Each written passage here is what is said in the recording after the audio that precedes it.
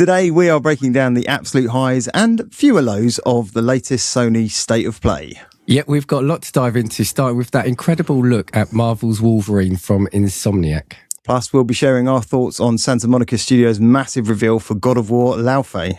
And of course, we'll be covering every other major announcement and surprise from the showcase, letting you know the ones to watch and possibly the ones to avoid. So suit up, pop your claws, and set your healing factor to max for this episode of Gaming Views.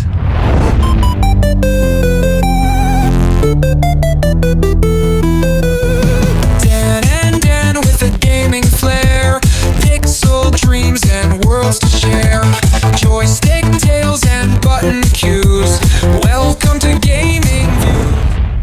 Yes, welcome back to Gaming Views. It's me, Dan H, your normal host, and joining me, the man with the ultimate healing factor, although it's not working quite so well today, Mr. Dan P. How you doing, Dan? I wish I had some sort of healing superpower. So, well, the good news is I'm not jet lagged after last week's episode. But the bad news is literally after we recorded last week, I have felt ill as anything, and I'm only just now. Well, I'm not even going to say I'm starting to feel better, but at least my voice has come back. If we'd have recorded this a couple of nights ago when we normally would do, I would have been holding up signs, I think, because couldn't speak. Yeah. I'm just glad that people can't catch stuff through screens, me included, because we'd just be infecting our entire audience. That's what virus checkers are for. Oh, he hasn't lost his sense of humour. I like the way I do dad jokes and you do, not dad jokes. It's not fair. Right, good. So week all right so far. We have postponed this recording to cover the State of Play. How are you? How's the week, apart from illness? Well, the week's fine. The week's been, I'm looking forward to this week. We've got a lot of shows, which, Oh my God, we're back in that season. Hey, do you know what? It's mad. I can't believe it's been a year already. Right? It's insane. This week last year, we were recording with Joey and the gang, doing the live stream for Summer Games Fest. Yeah, man, it's mad. Well, what I hadn't realised was how early on, because we'd only been doing the podcast really officially for a month by this point, or a month and a half. So I can't believe how soon into that this was. And crazy. Yeah, when you said to me, because I knew the State of Play was coming up, but to me, it always feels like Xbox and Microsoft and Sony are always doing one of these shows every couple of months. When you said it's a State of Play as well, I thought it can't be a year because we only had it a couple of months ago. Oh, the Summer Games Fest, I was the same. I was looking, I was like, I just looked through the schedule because I know stuff's happening, and then I looked at the schedule and I was like, fucking hell, it's Summer Games Fest on Friday. We've got to get on that. Well, do we say at this point then that we might be doing a cheeky little extra, I think we're going to have to, right? Watch out for an episode dropping in a couple of days about Summer Games Fest and Xbox Showcase. Yeah. So it might be a bit of a packed episode, that one, because there's a lot to cover. And then we'll back to our usual schedule on the Tuesday. I think that's fair. All I'm going to say about that is it's so unhelpful of them to schedule them at really random days. Why can they put it at the start of the week? They didn't listen to my voicemail at all, Dan. I was really disappointed. So now we've got to do another couple of episodes or an episode at short notice. But hey, we love it, right? We love it. Yeah, we do. It's all about the games. As long as there are games. It is. Speaking of which, talking about games, Dan, have you managed to play some games since getting back? I've played some games now. So I've carried on playing Forza Horizon 6. I've not put too much time into it. I'm using that as my side game now. But that's not to say it's a bad game. It's just I'm finding that's going to be my relaxing game. I have heard very much it is a pick up and play though. You can literally pick it up, do something, and then go, I'm done with that. I'm going to move on. Oh, nice. Exactly. I do like 4 races here or there. I've done the I think it was last night. I raced the mech. That was fun. Oh, nice. The Gundam mech. Fun. Yeah, cool. Yeah. That was fun. And that's what that series do so well, is those big showcases. They're great. It is, I'm going to say, it feels more so than the others. It feels, and I'll use the word quite intimidating. I don't mean it like in a serious sense, but at the moment, every race you finish, there's just things popping up. It's like an Ubisoft map. It's just so much it looks like in that game. And they've added more things like destroying little mascots, etc., as well as the advertising boards, the XP boards. So it's a game that, if you're into it, it's going to keep you busy for a while. So I've been playing that, and yeah, it's great fun. I think I probably won't talk about it all the time, but just know that I'll be playing this for quite a few weeks to come. Is this your Crimson Dawn? Yes, yeah. Crimson Desert. I keep getting wrong. Crimson Desert. Jesus Christ. Corrections all the time. The next game, I'm going to jump to the third one. I actually received this as a gift from the lovely Joey at the Game Club Pod. He bought me Squirrel with a Gun. And I know this game. I have not played it. I've seen much of it. just tell me. Just tell me. Well, Dan, you play a squirrel with a gun. Right. It's got a vibe of, is it Goat Simulator? Did you ever play Goat Simulator? Yes, yeah. I didn't play it, but I am aware of Goat and the Goose one. Goose game. It's got a vibe of that. Do you know what? It's actually, I'm having more fun with it than I thought I would. So, there's an initial training level, tutorial level, where you get the so-called gun or the proverbial gun. And then basically once you've done that, you're in like a lab, and you escape that. You fight a couple of look like shady government types, agency types. Oops. Yeah. Then it lets you out into, basically it looks like a housing estate, like a suburb. And it is, you've got to just go, and the main thing, you've got to, collect the acorns, because the acorns will give you, that's your currency to buy guns and power-ups, etc. So you can have more than one type of gun? It's not... Yes, pistol, you can then get, the shotgun is one. I think I picked up a machine gun. But when you're climbing things, you can't always hold on to the guns. You can only have one at a time, and you've got to drop that. But yeah, basically it's a platformer, so you got to then collect like the big golden acorns, etc. And it's it sounds like a fever dream again, doesn't it? And it could possibly be this week with me. But and it's a platformer. So the first house I went into, you've got to navigate the obstacles and hit switches, etc., to like lower a bed to jump across, etc. Right. And yeah, it's fun. It's got the interesting little mechanic, like you can do a double jump, but a double jump is you shooting a pistol downwards to get that. Oh, okay. So I don't know where developers get out. So I've played a bit of Replaced again. No, it's not in. I'm not going to talk about it, but I played a bit of Replaced, and one of the mechanics you get later on is to jump over air vents, like that are shooting air out. You shoot the floor. And I'm like, I know. All right, I get kinetic action, but I'm not sure that a shot from a gun, maybe with a squirrel it would. I mean, because the gun is bigger than the squirrel, to be fair. Right. But it is funny how you use the gun to propel yourself, like to do multiple jumps.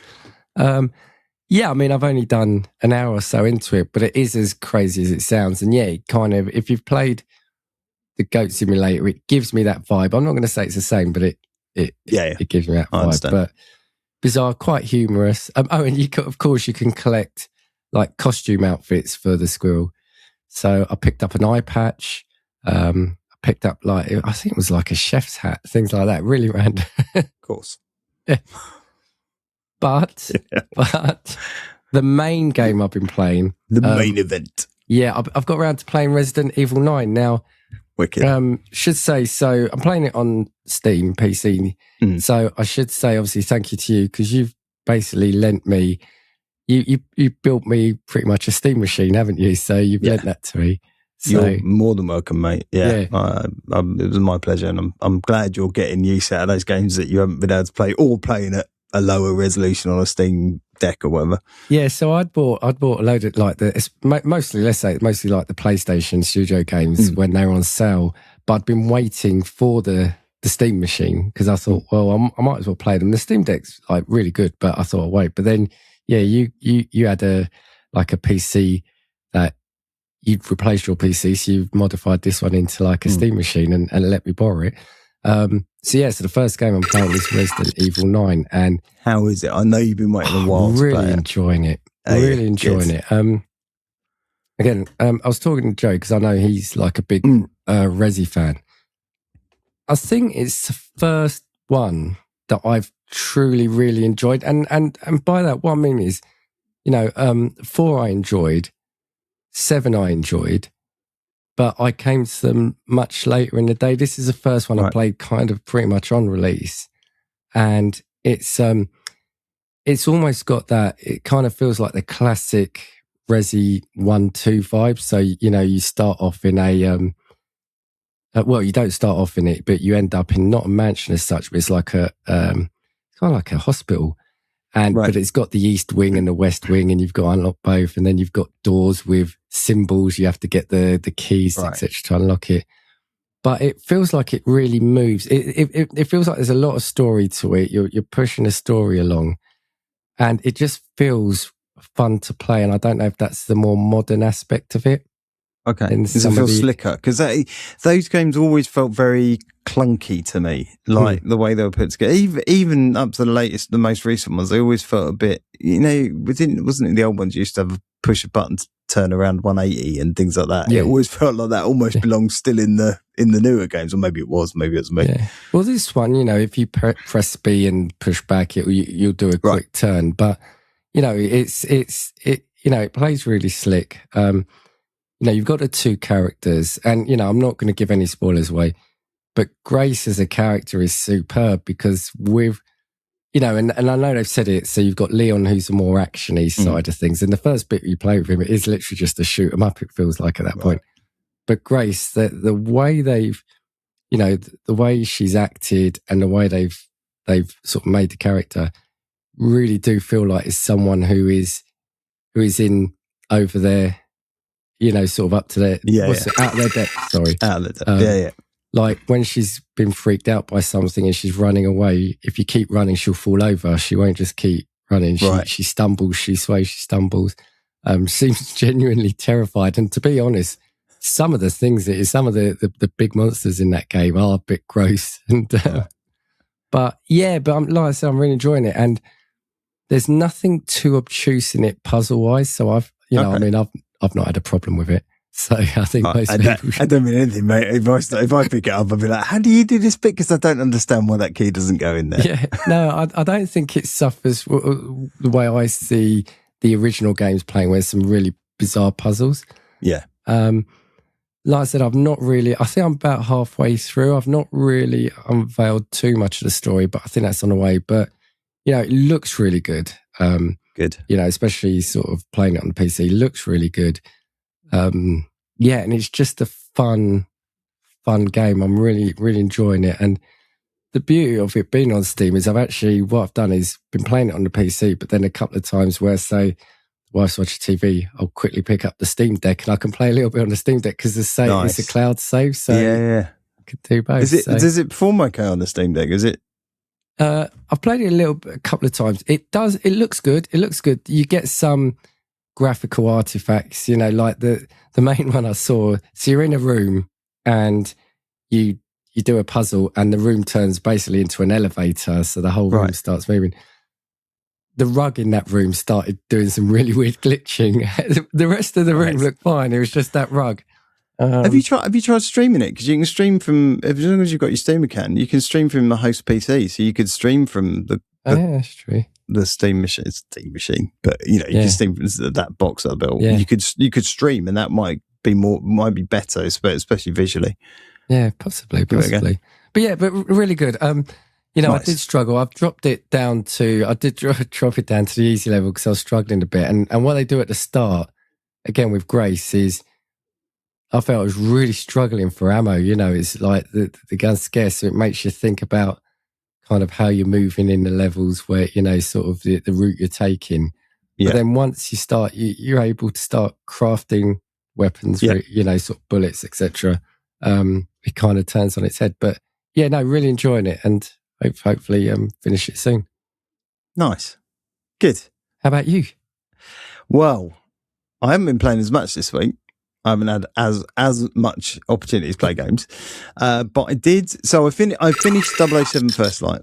Let's talk about that first. So we talked about it last week. I really ended up enjoying that game. Once I got my settings right and sorted stuff out, it actually flowed really well. It's not as it's not as slick as I think it wants to be or needs to be in some of the combat sections. Certainly, I kept it at the same difficulty, which is Agent, I think, which is like normal as it's meant to be played all the way through. I died multiple times. I'm not afraid to admit it, but I struggled in a couple of sections in terms of just some of the, like, being ganged up on by multiple opponents and not really having a way out. It uses a similar mechanic as Uncharted. When you run out of ammo, your only option is to press ahead, take someone out and nick their gun. But quite often I think it tracks enemy bullet count as well. So quite often you'll pick up a gun that's got like one bullet left in it and you're like, like, there's no, you think they could maybe code that a little bit easier. So yeah, but nothing ever felt too much of a challenge in terms of, oh my God, I'm never going to be able to finish this. There's a couple of pseudo boss encounters that play out quite nicely and quite uniquely in terms of using certain abilities that you have in terms of the watch and the traps and things that you can set off to take down bosses and to aid you.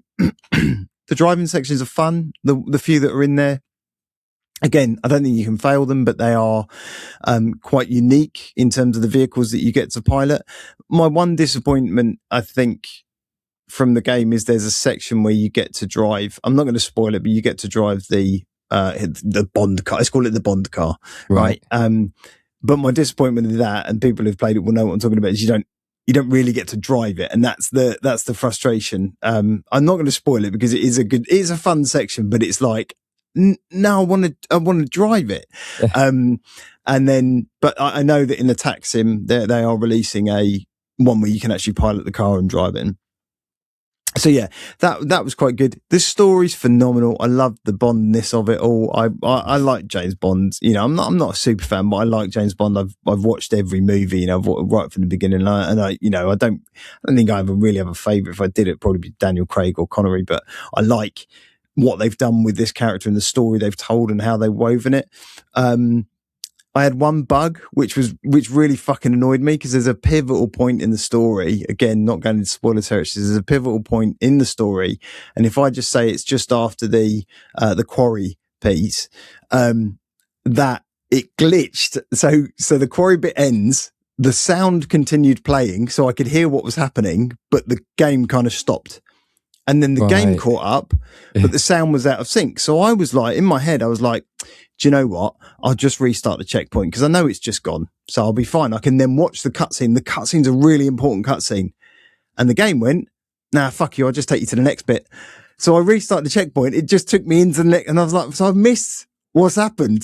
Could you go back find to out was, no, because maybe I could. I didn't really look about saves and stuff. I'm sure I could have, but I didn't. So I carried on playing. You understand what's happened when you get to that bit. But yeah, I really, it hits all the right beats of a Bond story. I think when I spoke last week, I just got to Vietnam, so the kind of lush islands and stuff, and the story moves on from there. And I think I was probably maybe just under 2/3 of the way through. So now finished it. Would I go back to it? I think I might do, just to play a couple of levels out and see what the different ways of attacking them are, because there are multiple routes, just like in a Hitman game, which IO Interactive are really good at. Beyond that, I'm not sure there is, other than the tax sim stuff. I think where I missed a beat was people were saying that actually once you get the opportunity to use the tax sim, which is kind of after your training, you absolutely should, because it teaches you some stuff in there that isn't apparent in the game, and the game never explicitly tells you about, in terms of certain ways you can, in combat, you can do certain things, and that I think you find them out by accident. But yeah, I really enjoyed 007 First Light. I genuinely hope they get an opportunity to explore that world more. I think the character, in terms of what they've done with Bond, is brilliant. I'd love to see him grow up a bit, grow into his 007 status, and and have a different, more bombastic adventure would be great. The other game I picked up is completely the other end of the spectrum, and one I really didn't think. In fact, I think when we did last Summer Games Fest, and people can watch and check this, I think I was quite disparaging of this. So I picked up Mina the Hollower. Now, for two reasons. One, I love an indie dev that goes, above and beyond. And they released this game on Steam, and they explicitly said when they released it, they were like, look, it's kind of an 8-bit retro style, RPG, if you like. We can't be charging more than 30 quid for it. So they released it and it was like 17 or 18 quid. And I thought, do you know what? For 17 or 18 quid, I'm going to pick it up. And then I was looking through and saw the reviews and it was getting 10s all over the shop. So Mina the Hollower, you play Mina, who is a Hollower.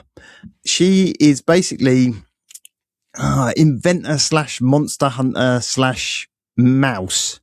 And she lives away from this place called the Tenebrous Isles, and it's basically an island and she's spent her entire life as part of the Hollower Guild building gadgets and functions around the island. There's built this kind of, I guess they're power stations for all intents and purposes. But what they do is they keep away the evil. They've broken down and the Baron of the island has written to you to ask you to come back and help fix them. And there's six of them, I think, around the island. It's basically Zelda mixed with, and I hate to say this, mixed with a little bit of Souls-like. And I say that because, so you go around the levels, the enemies are quite tough. There's lots of kind of movement to get away from their attack patterns, and you have to learn attack patterns. So it's Souls-like in that way. But also when you go to a burrow, which is where you basically replenish your vials, which I guess are very similar to flasks and the Estus flasks and things like that. The enemies respawn.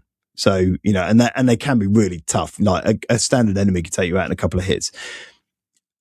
I persevered as far as I thought I probably could. I got past the first boss. I got to what is, I guess, a second mini boss, got my arse handed to me so many times. But what they've done in this is there are things called feats, and feats give you certain rewards for achieving certain things. But there are also modifiers that you can apply. The only downside of doing a modifier is it negates any feats. You can't achieve feats if you switch them on.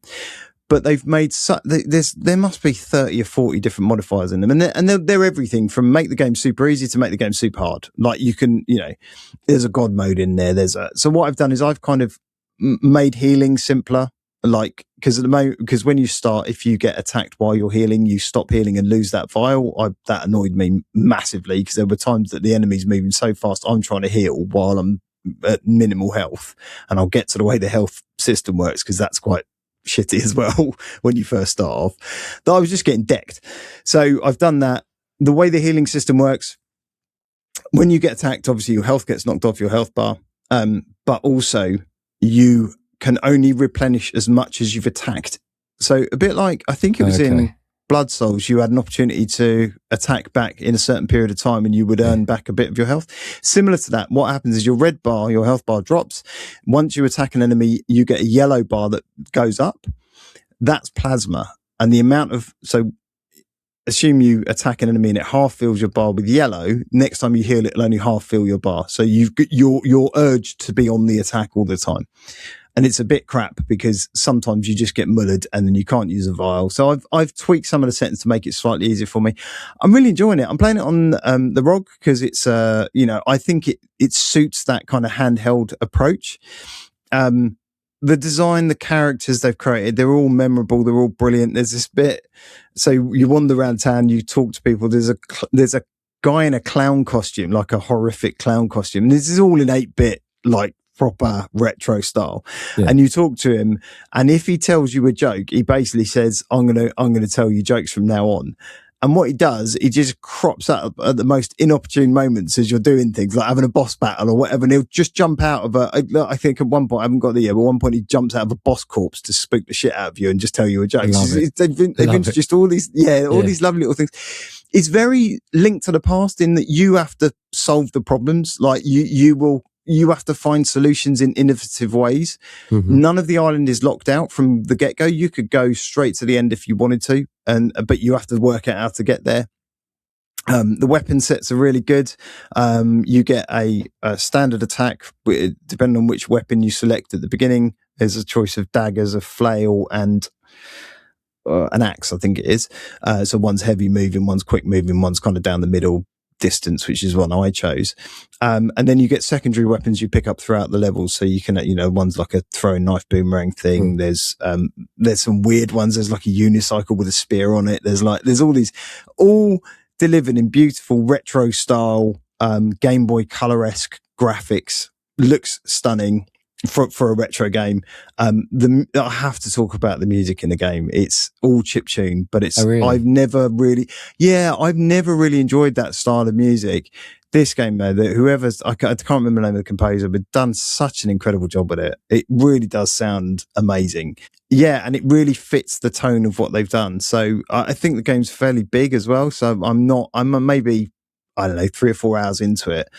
I can see it going on and on and on and provide, and there's tons of secrets and walls to hide behind and think, it's mad. It's just done really, really well. So yeah, I am enjoying Mina the Hollower. I think that's safe to say. But yeah, that's all I've had time for. Like I said, I played a bit of Replace, but yeah, I'm just kind of working my way through that in the background. Yeah, I've seen a lot of good stuff about Mina the Hollower as well too. So I want to have a look at that. And on the James Bond, yeah, I mean, I'm really looking forward to when I get round to playing it. And I can't see how they won't do any more, especially with it being Amazon now. Yeah, agreed. You know, I think give them time to cook though, because there's a lot of ideas that have been used in this. I think it needs, like each Bond. All right, the story beats are very similar, but it offers something slightly different, and I think they need that time to work out what that is. Yeah. And I think the tax sim could see people through, because, like I said, there's loads of opportunity in there to do something with the Bond world. Well, all I'd say is it's incredible, really, isn't it, for the IP it is, that we've not really had many James Bond games, or at least many good ones. So all I can think of was obviously GoldenEye. Yeah. Then there was a racing one, wasn't there? That's the only other one I really remember. Was that the top-down one, or was that...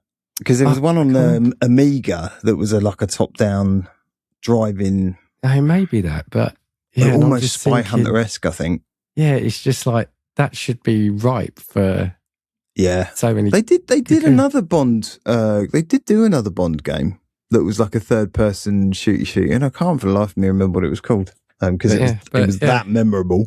We'll see loads now, so don't worry. All right. Look, before we get into the show proper, we'll do some news. Before that, I would just say, if you do like the show, if you're enjoying it so far, if you haven't, please do like and subscribe. It helps Dan and I out just by letting us know, the people who are interested in this. And look, we love engaging with you guys, so please feel free to leave a comment, like, all that stuff. Right. News time, Dan. We got news? Got news. Right. The first one's fucking really weird. Like, Xbox are on a roll. All right. I think they're making all the right noises, is what I mean by that. I don't think they're on a roll. They haven't been on a roll for ages, but I think they're making the right noises. And then something like this crops up, and you're just like, I don't get it. So Matt Booty, who is their chief content officer now, whatever, it shows up in I think it was a podcast, it was something, and basically committed to the fact that when Xbox show their stuff, their showcases and everything else, we are going to continue to be super transparent about what other platforms they're on, right?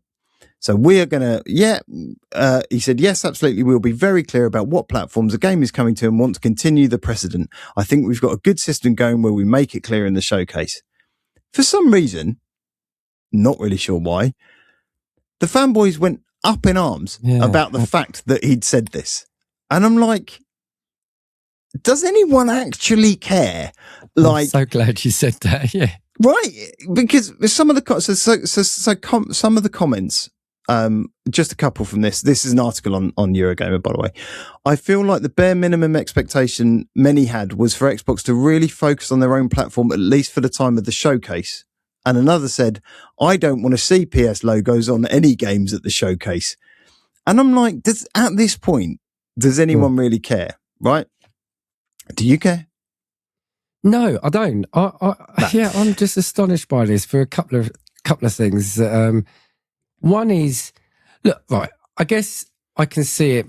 Some people might say, oh, you're crazy if you're showing a competitor logo in a showcase view. But by not showing the PlayStation logo doesn't mean that game isn't going to appear, is not going to appear on the PlayStation. I mean, we're going to talk about State of Play later. I think the majority of those are multi-platform.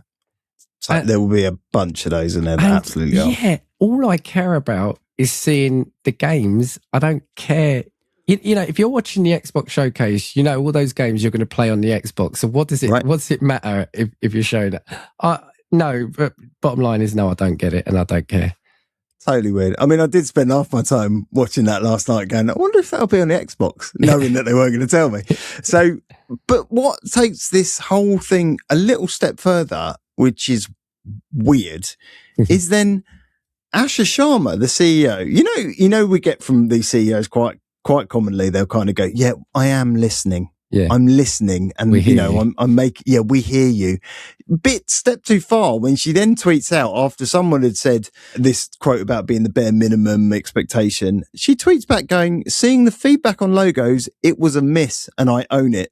We are talking about how we adjust for future Xbox shows. And I'm like, right, there's got to be a point for a new CEO to come in and actually go, no, right, it's fucking getting silly now, people, right? Let's stop, right? Let's focus on the things that are important, like, do we want exclusives? That could be an important thing to focus on, How do we present our company and our games in the best light? How do we make sure that you guys are super excited about what's going on? Not, I'm really sorry I put a PlayStation logo on that. If they are listening, I mean, can the next Xbox be free, please? Can it be free? Because that would be great. They are listening, Dan. They're listening. Yeah, look. At a real base level, I kind of get it in the sense of unfortunately, we do live in a console wars and console wars. Yeah. Console. I thought we'd survived the console wars, Dan. You and I still have PTSD from the console wars. Yeah. And like I said, I'll go back to a few minutes ago. I'm sure a lot of marketing strategists would say, it's a very bad move putting your competitor's logo in. But, the thing is, if we're talking about cars, right, I'm not going to be able to buy 2 or 3 cars in a month, but I might be able to buy a couple of games. And just because, I don't see, or I think it's not going to be on the PlayStation, or because it is going to be on the PlayStation, is it going to stop me buying it? If it's on PlayStation and Nintendo Switch, I'm still going to buy it if I want the game.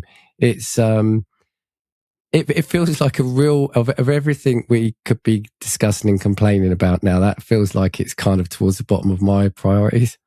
Yeah, not one that I'm kind of going, God, I hope they don't show any PlayStation logos or PC or Switch. If only we had something like the internet where we could possibly find out at a later date that games are going to be multi-platform. I mean, then you'll just get the complaint anyway and say, I thought this was going to be exclusive to PlayStation. Now it's going to be on the Xbox. Why didn't you let us know? I can't understand it. I think it's very, very silly. People, calm down. It's fine. It doesn't matter. You'll still get your games. It'll be all right. And you ain't getting the exclusives anyway, so it doesn't matter. Right.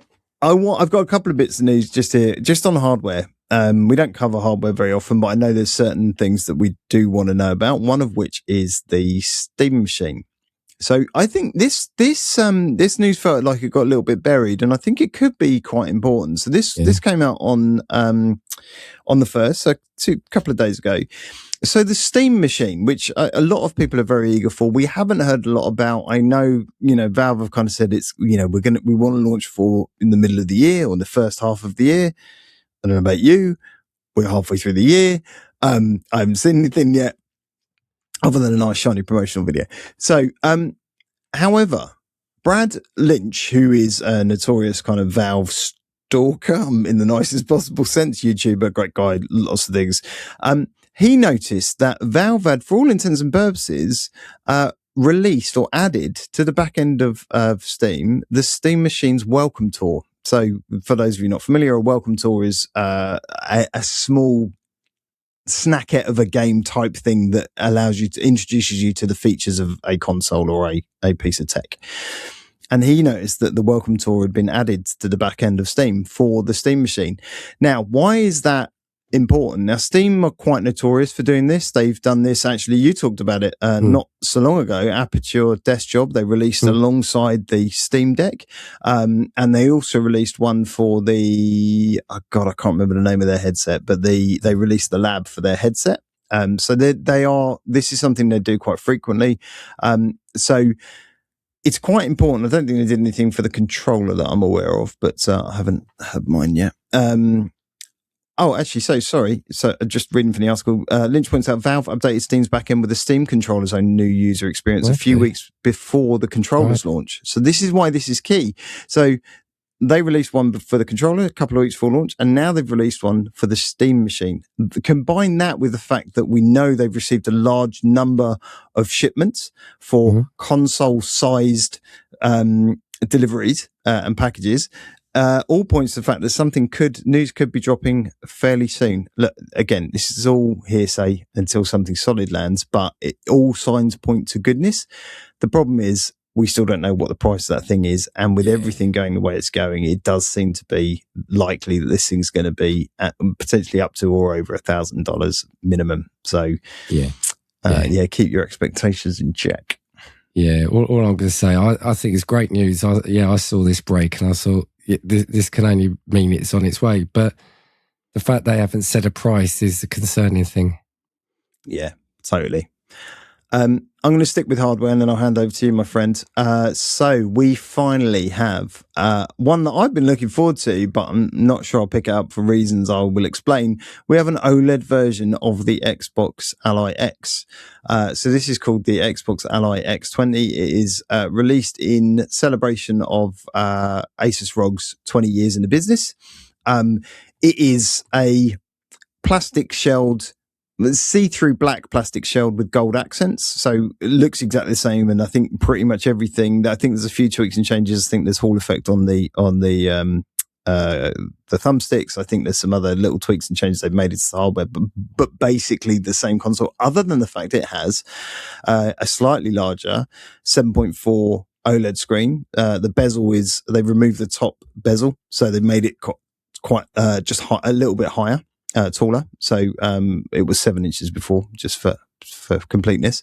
So yeah, it's a new type of display that they've called the Nebula HDR display, but it's for all intents and purposes OLED that will display at 1400 nits. So not Hall effect, it's TMR joysticks. So yeah, they've made some changes to it. Lovely job.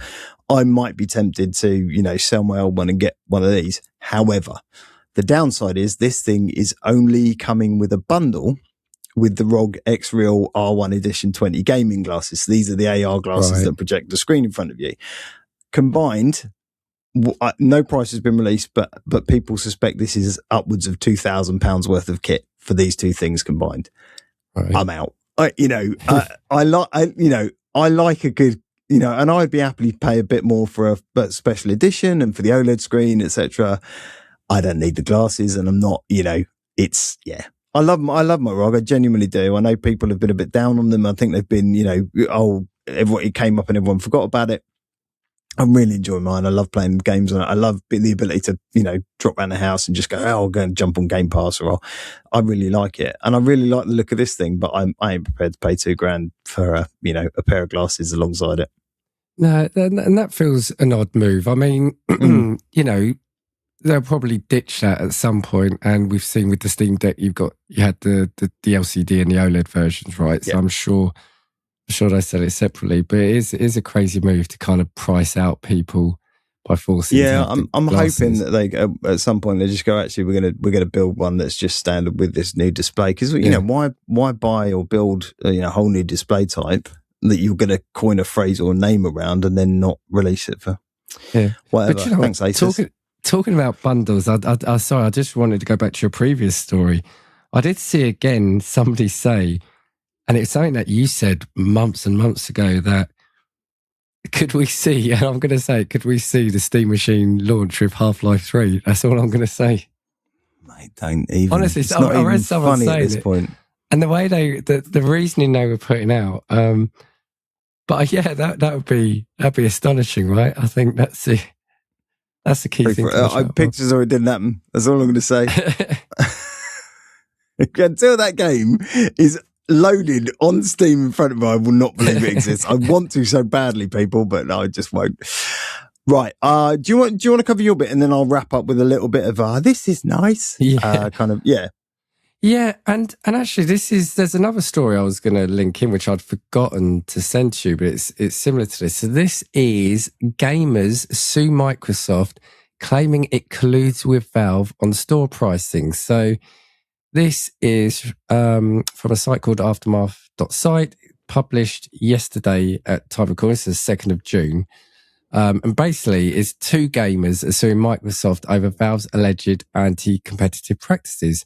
Max Rockman and Randall Mooring filed a proposed class action in Washington court on Sunday, alleging that Microsoft takes kickback deals from Valve as remuneration for agreeing not to compete with Steam. The quote here is, without the cooperation of some of the biggest PC game companies in the world, Steam could not have achieved and maintained the dominance it has enjoyed for at least a decade, they write. Microsoft is one of those companies. Now, the plaintiffs' lawyers are taking a previous case in 23 and 24 that attempted a mass arbitration against Valve then.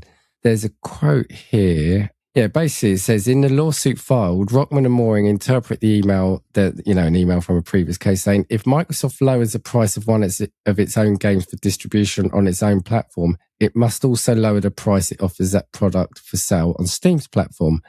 They argue that these agreements are illegal under the Sherman Act and also say that collusion between competitors is the supreme evil of antitrust. In effect, Microsoft and Valve are partners in a cartel over the market for PC game distribution, they write. By choosing to collude rather than compete, Microsoft deprived consumers of the benefits of competition, lower prices, increased output, unique content selection, and higher quality. So yeah, they're basically just saying that, yeah, Microsoft is just taking kickbacks weirdly from Valve. And these chaps these people who raised this class action lawsuit, their names don't anagram to Tim Sweeney, do they? They're not. No, but do you want to know? He did pop up again this week. Did he? Okay. Yeah. So, and I apologise, I don't have the story here in front of me, but there was a story as well about it was either EA Play or Ubisoft, one of those ones. I can't remember, but basically, the story went along the lines of, I think that Valve were threatening to take off one of their games if they made it cheaper on their own storefront. I saw this. Yes, they did. Yeah, with a couple of different publishers. Yeah, and then Tim Sweeney then sort of got his 2 pence worth in and just started having a go at Valve and gave Newell again. And it's just that guy. Just stay that quiet. Guy. If you know, it's almost like if your competitor is getting some sort of rough times or rough news, stay out of it. Let that happen. But because nobody likes you. He doesn't help himself, does he? It's just written. It's just some of the wording in that article and these two guys that have gone in. It makes you feel like they very much work for another platform that is trying to do the same thing as it doesn't. Do you know what I mean? It doesn't feel aimed at. This is really unfair for the consumer. Yeah. Because actually the consumers broadly getting a better deal whether they're buying the game on Steam or Xbox by the sounds of it, or from Microsoft. So it's a bit weirdly worded, like some of the arguments they've put forward. Yeah, the only other thing I'd add to this is, we've reported on here a number of times now about people trying to sue companies, game companies and that. And like you, it always feels like it's either a bit of, not publicity as such, but it's a bit of, we're either trying to make a name for ourselves or we're just trying to sort of cause some ripples or waves. But it sounds like, and then, like I said, unless they're working undercover for Epic. Yeah, Mr. Sweeney, we'll see if we mention him next week, a third week in a row. Let's see. Well, Microsoft did it. Do you remember we just used to have news every week of Microsoft doing stupid things, and then Phil Spencer left and suddenly, everything's slightly better. And another thing. And another thing. Right. So, final thing. They're catching up with us, Dan. Gamers are getting older. Like, we're all right. We're all right, mate. This is really cool. So, the Entertainment Software Association's Essential Facts survey came out today, actually, and revealed the results of the industry body by questioning 13,500 people broadly in the US. And I assume they extrapolate that out to get their stats. But it shows that the numbers of Americans playing video games is up slightly since 2025, so it's now 67% of the country, or 212.3 million people playing games. Not sure how they do their math, but yeah.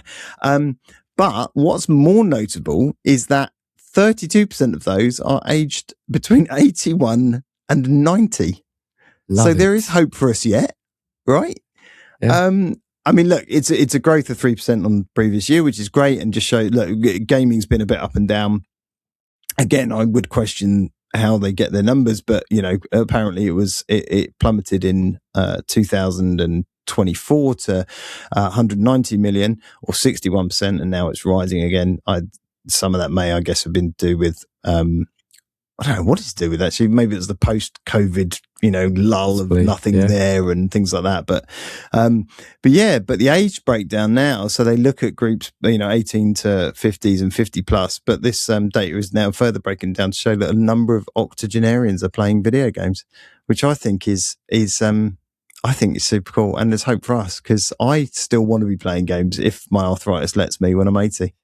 Well, that's it, and so just a few things to say on this for me. So it's like the 80 plus surprised me, but I wonder if that is from like mobile games. It'd be interesting to know what they say there. But it does always make me laugh when people say, oh God, what, people in their 50s are playing games? Or, you got to remember, like I said, we're the generation ultimately that kind of grew up with this. So what, do we just stop doing something because you hit an age bracket? Like, I'll be listening to my Nirvana and Prodigy records when I'm 70 or 80, Oh, my kids already think they're all out of date.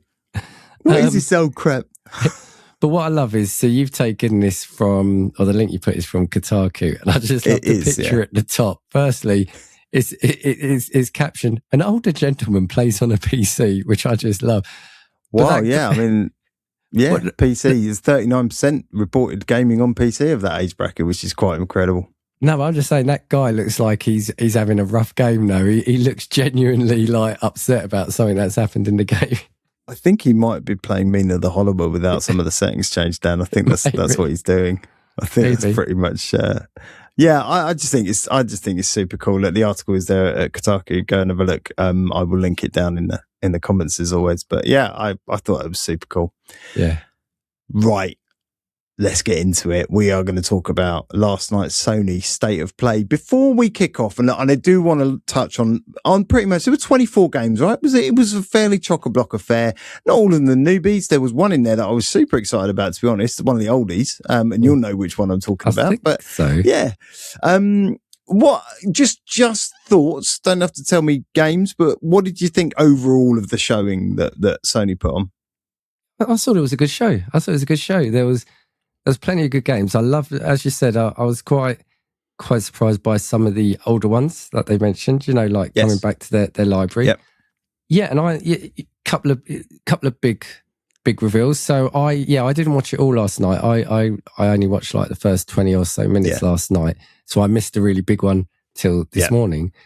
But yeah, I think generally, again, you couldn't ask for much more. Like you said, 24 games. Generally, all of them I enjoyed. There's about 3 or 4 that I'm looking forward to more than others. But yeah, it felt like a solid show to me. Yeah, I totally agree. I had a couple of observations. One was, first and foremost, good job, Sony, right? You've finally realised, and whether it's because Jim Ryan's left or what, I don't know, but you finally realised that the world does not revolve around live service and anime games. So thank you. Because every showing we've been to, at least 2/3 of them has been, here's a new live service game. And then 2 weeks later, we've shut that live service game.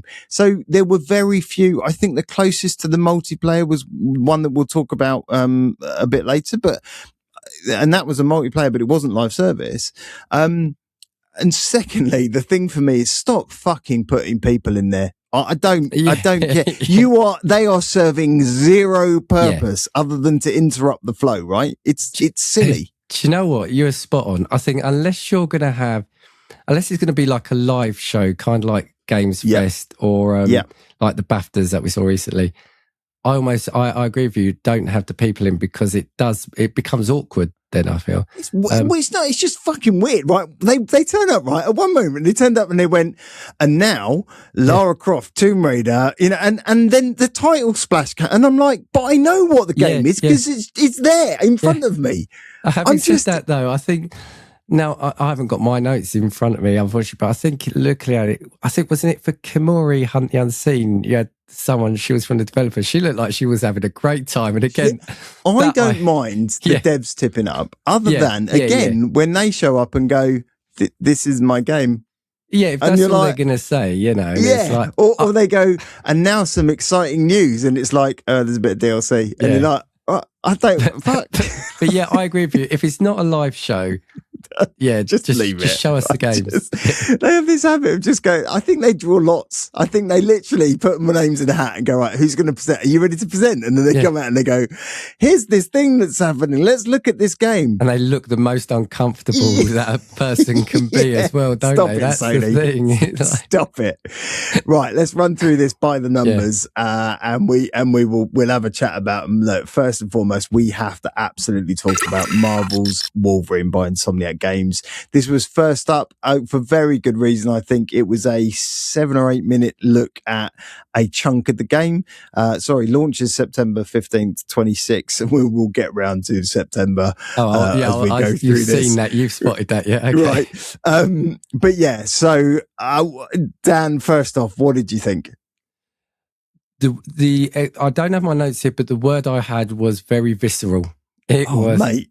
I mean, look, as a game, as a Wolverine game goes, it looks like it's absolutely nailed it. The fighting looked, it looked smooth, it looked frenetic, it looked gruesome. Totally, mate. It was just mad. Like, the combat in it looks insane.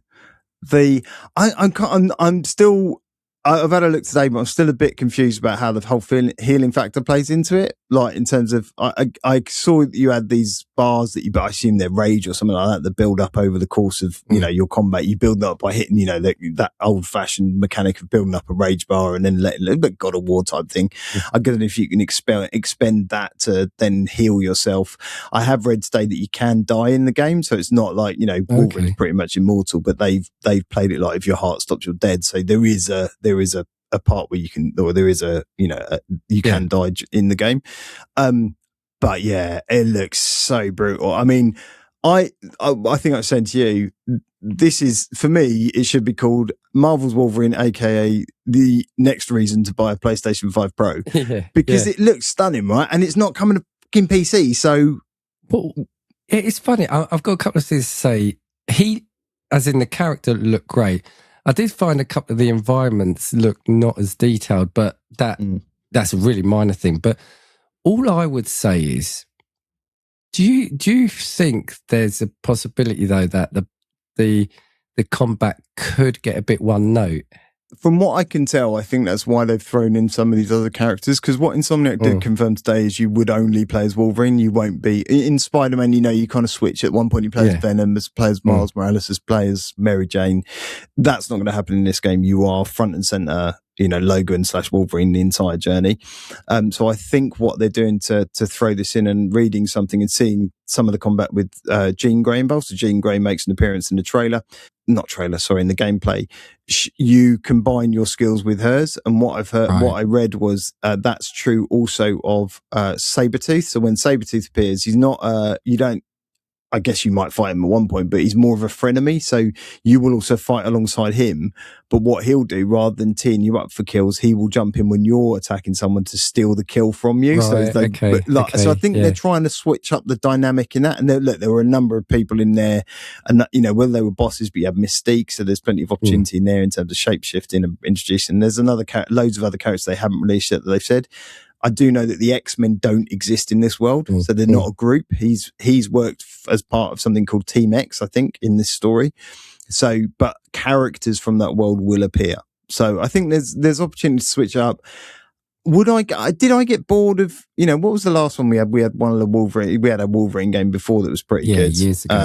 Yeah. I didn't really get bored of tearing people to shreds in that, to be honest. I was quite happy with it. I know what you mean, though. It could. Yeah. But he's also got that samurai element. So maybe at some point, because of maybe he'll get to use his sword. And, and like I said, look, I'm not necessarily, because as I said, the combat looked absolutely brilliant. I just wonder I just hope that there's a bit more to it than just that, because the world in which it sets in and the characters, and they make great games, right?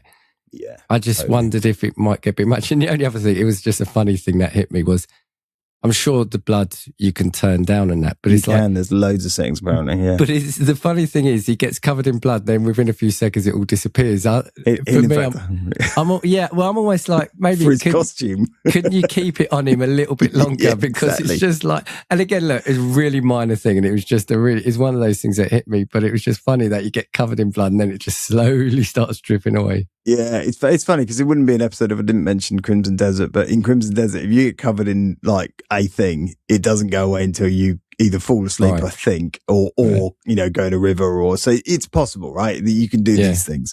But look, if it was coming to PC, would I buy it? Yes.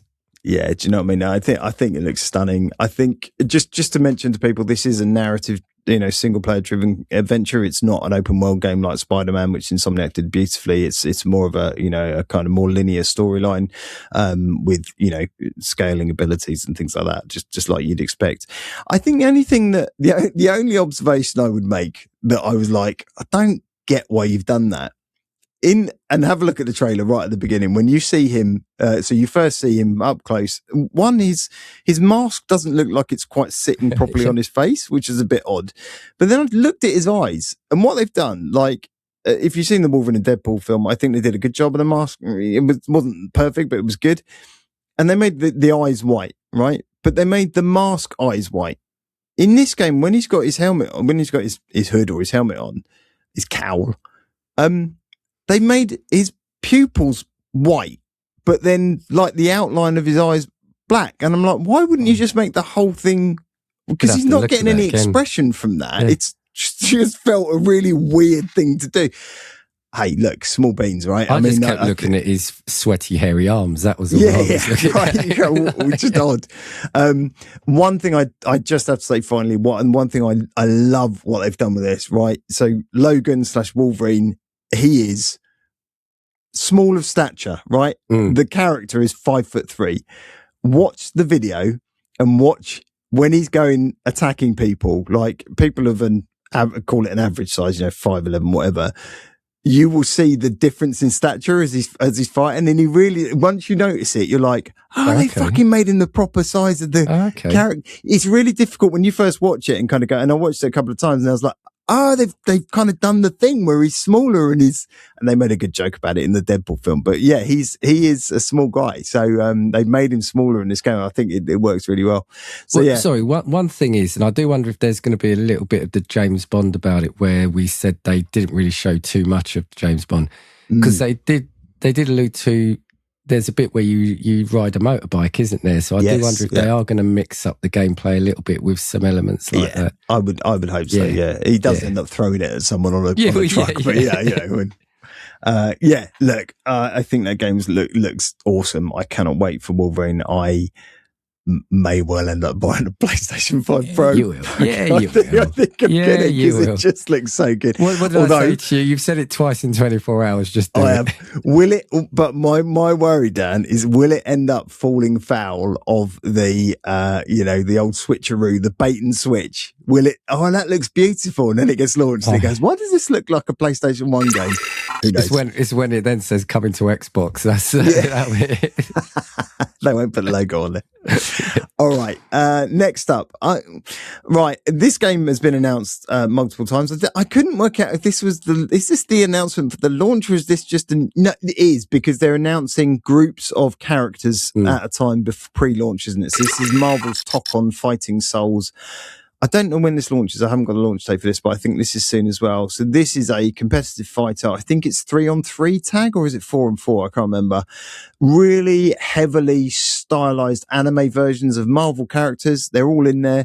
This one was the showing up of Team Doom. I can't remember what they gave it. They gave it a name, didn't they? It wasn't Team Doom. It was the Doom something, but it's basically Doom, Magneto. God help me out. Who was in the... So I was just going to say, it's being planned for 6th of August, actually, release. Oh, okay. So that's soon. Yeah. So, Doom, Magneto, Carnage, and someone else. Can't remember. Can't remember now. Someone else. Anyway, yeah. You also, you do like fighting games, don't you? But is this your... I do. And this looks great. right? This looks great. Visually, I think it looks stunning. Yeah.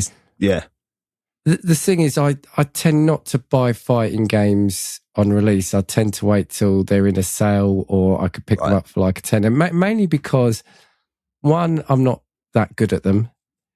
I love them, but I'm not that good at them. But two, also, I do think I would prefer to have, and I did. I remember saying on here once, I did have it for the Xbox One, I think, but I would like a fighting stick. Something, like an arcade stick. It's interesting you should say that, because PlayStation did just announce their new fighting stick. They? Not last night. Yeah, during the day, they have a new fighting stick. I think you can use it at PC, though. So Magneto, Green Goblin and Carnage, I think, were announced last night. Green Goblin, that was it. Thank you. Yeah, well done. Yeah. But look, it looks brilliant. If I wanted to buy one, and this would be on the list, because it just, one, it's a Marvel IP, right? And two, it just looks great.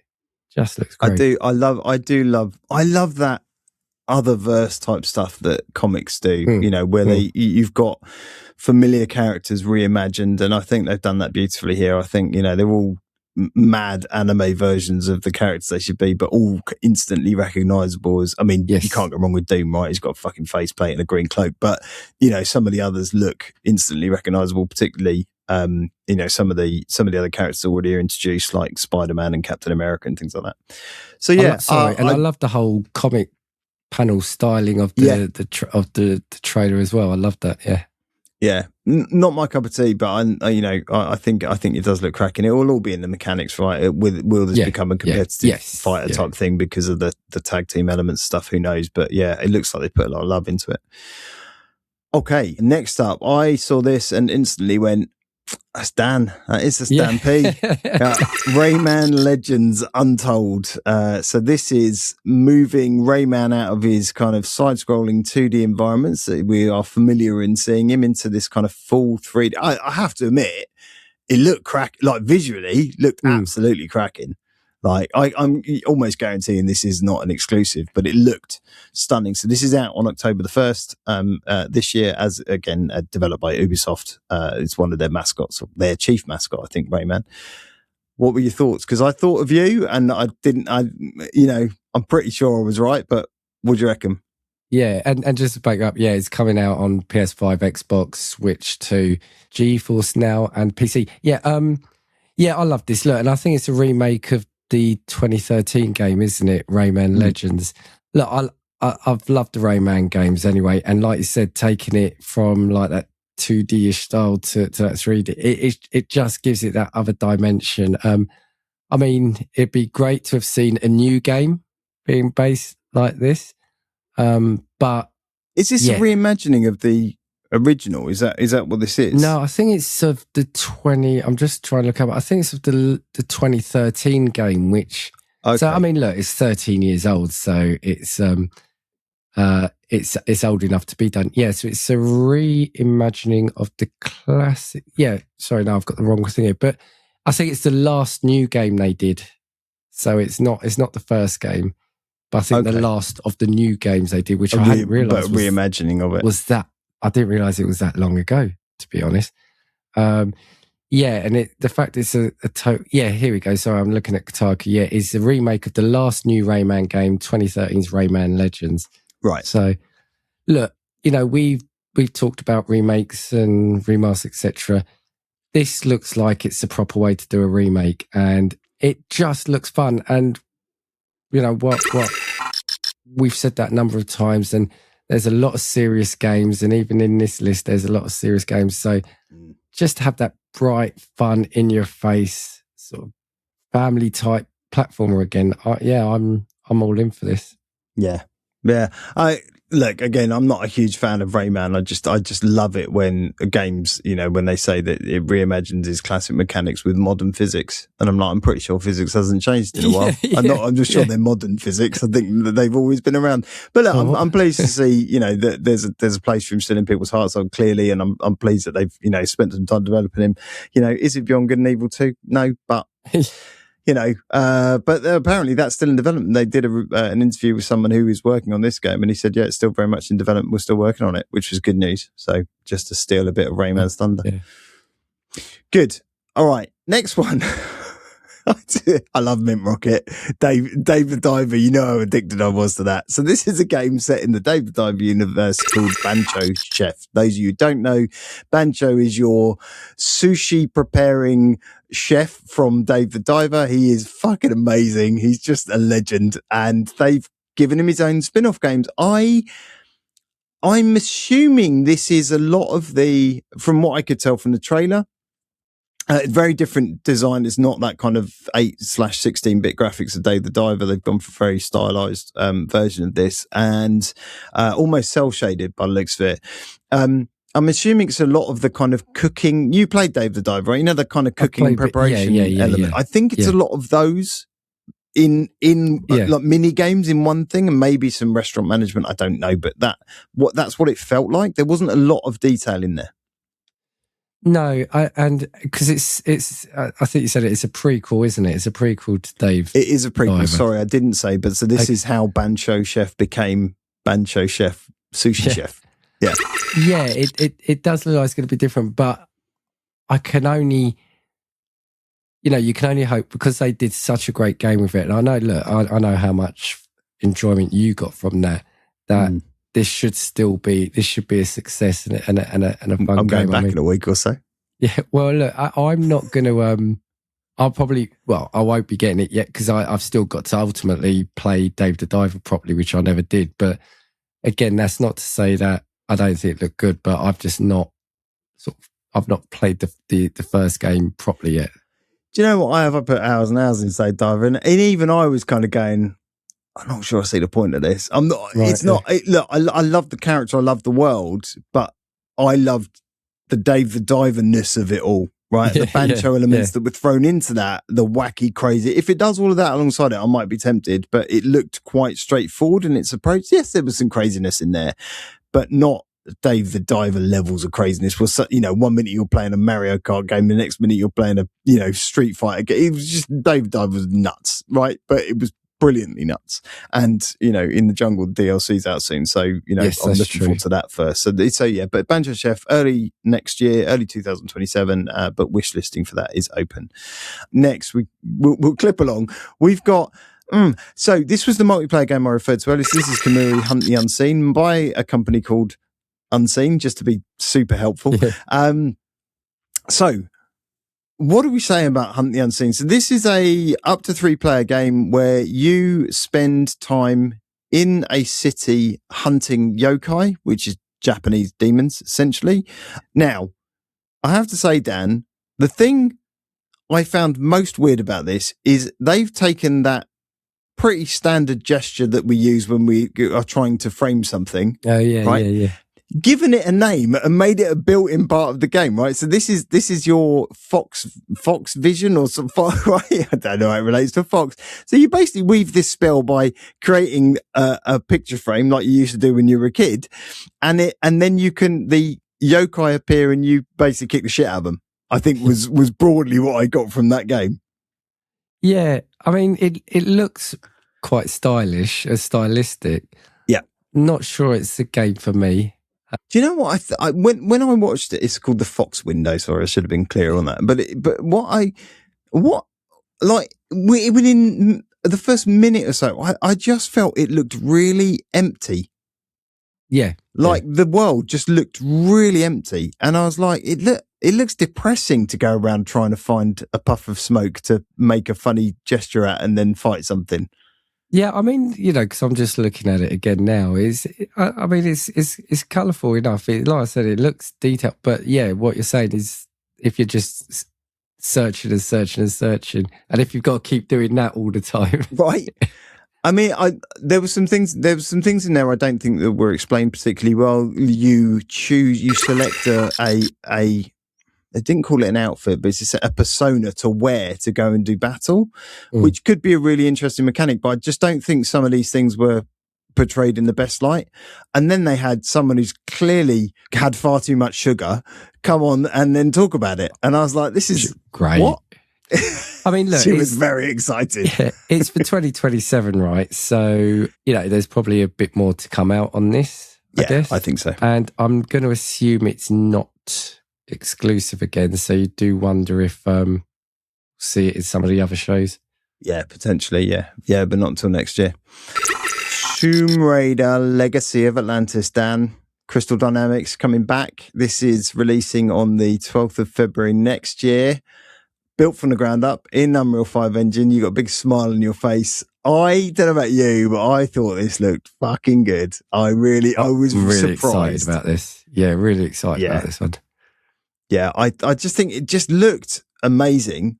They've clearly reworked this with some of the fundamentals of, the last trilogy of Tomb Raider games in mind. I think she looks great. I think I had a real worry while I was watching the trailer. So please go and watch the trailer. I was watching the trailer and there was a voiceover, and the voiceover was this American woman talking. And I was like, hang on a minute. Yeah.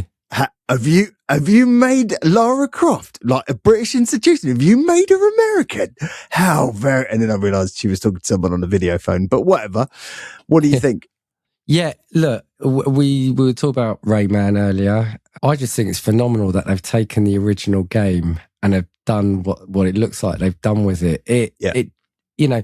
I really enjoyed, I want to say the recent reboots, but they're probably sort of 15 years old themselves now. But the trilogy of games they did, they were great. Especially in this one with the dinosaur, where you see the dinosaur coming out and she's swinging, sort of past that. I love the swinging through the jaws piece. Yeah. I did that at me. I was like, that looks pretty cool. I mean, that's just sold me on that alone. And I've actually seen today on social media the collector's edition of the game. It's probably going to cost like £400, but it comes with a statuette of her swinging towards the Tyrannosaurus Rex. Oh, does it? So that's a statue. Look, what can you say? It's Tomb Raider. It's modern Tomb Raider, and as long as they've made it play as good as it looks and how I'm imagining it to be, this is a definite purchase for me, and potentially like a day one. I mean, you've got it February, right? So February 12th February. I like you. I hope mechanically it plays as well as the last ones did, because I really enjoyed those. I think it's nice to see Tomb Raider breaking out of the gritty, less supernatural elements that they portrayed in the last. She went through hell in those 3 games, right? I mean, there was a lot of overtone to those games, and I think to bring it back to the joy and passion of tomb raiding and the craziness of the dinosaurs and the fighting bears and all that sort of stuff, I think is great. But also what I would say is you're right. But have you gone back to try to play the original one? I mean, I've got the trilogy that they released, the pack of the original games that they've re-released. Right. For me anyway, they're difficult to go back to and play those original games. So to be able to play those games in a 2020s coat, brilliant. Yeah, looking forward to that. So that's, Tomb Raider Legacy of Atlantis out early next year. Right, the next one. This is where we start and get into territory. Well, Tomb Raider did it, to be fairness. This is where we get into territory of games that have to have some sort of moniker after them. This is Lost Wild. True Fear is Primal, if you weren't aware, Dan. True Fear is apparently Primal.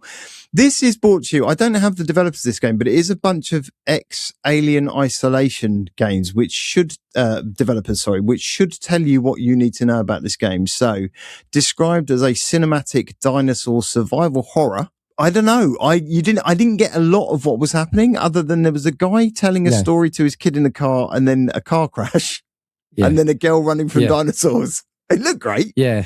Not much gameplay, but weird. Yeah. Great Ape Games, is who, thank you. Great Ape Games. Yeah. Again, it looks fun. And look, like Jurassic World, as someone who's grown up with Jurassic Park films, etc., we've not really had great games for that. And the recent ones have been like almost like Park Sims, haven't they? Or been they have, those kind of games. So, I don't know. It feels like I'd need to see more on it, but it looks like this could be a fun game for me. And like you said, the fact that it's from I wasn't aware of that. It was from some of the people who'd done Alien Isolation. So I mean, some of the trailer now really is true. Yeah. It looked, I genuinely, when I saw it and it started and you saw the first sort of dinosaurs, I really thought, is this a new Jurassic Park game? Because that could be quite cool. But then it's not, it's its own thing. The pterodon, so the winged dinosaur that is on the ground stalking you through part of the trailer looked phenomenal. I mean, I think they've really done a service on kind of the dinosaur encounters. But yeah, I think you're right. We need to see more of this before, passing any kind of judgment, because I don't even know what the gameplay's like, or it feels very much a survival horror / there are no weapons, you are pretty much screwed unless you just hide from everything. But let's see. No release date for that yet. Right, next up we have Phantom Blade Zero by S Game. I don't understand. There's something around Phantom Blade Zero. It's one of these games that was announced like 5 years ago or whatever and has never happened. A bit like Pragmata, I guess, which actually turned up being really, really good. This is actually out there. It has a release date, October the 29th this year. I don't understand. Is it swords and guns, or is it swords and what is it? Yeah, I don't know. This was one of the games that, I'll be honest, for me, didn't really tickle my fancy, as they say. As you say. As I say. But yeah, I mean, it's coming out later this year. Did you say October? Yeah, October, end of October, yeah. I mean, one of the ones brave enough to release anywhere near a game called GTA. Yeah, good luck. Yeah, well, I think they're doing the right thing, because, as you'll say, you don't want to release in September, it feels like. Yeah, I need to see more. I think the trailer looked intriguing. Oh, and I'm just watching it now, and I just deafened myself. But yeah, I don't get I don't at the moment know what sort of game it's going to be. No. I too watched the trailer and instantly forgot it, so it tells me everything I need to know. It's not something. It's a bit Death Stranding-y as well, isn't it? We were carrying a baby. Yeah, there was that one with the baby and the fighting and the completely over the top CGI thing that then translates into probably poor gameplay. So yeah, a little bit weird. Yeah, I'm not interested at the moment, but could be convinced if it turns out to be not a Souls-like. Right. Next, this one's definitely not for me. I know there are people out there who like this sort of stuff. Weird again how a game like this is Dune Awakening from Funcom, so I'm conscious it's out there in the ether. There's PC gamers playing it, coming now to consoles, so PlayStation 5 and I assume Xbox at the same time. That's September the 22nd this year. A lot of focus on the single player elements of this game and the fact it now has a single player campaign including it. Again, moving away from that. This is an MMO, right? Let's be clear, but they've now included single player campaigns in there, more focus on and tighter focus in the trailer, certainly on the single player elements, which is really weird. Kind of moving away from, I think this doesn't even have crossplay on it. I think I'm right. So I think it's actually just locked into PlayStation.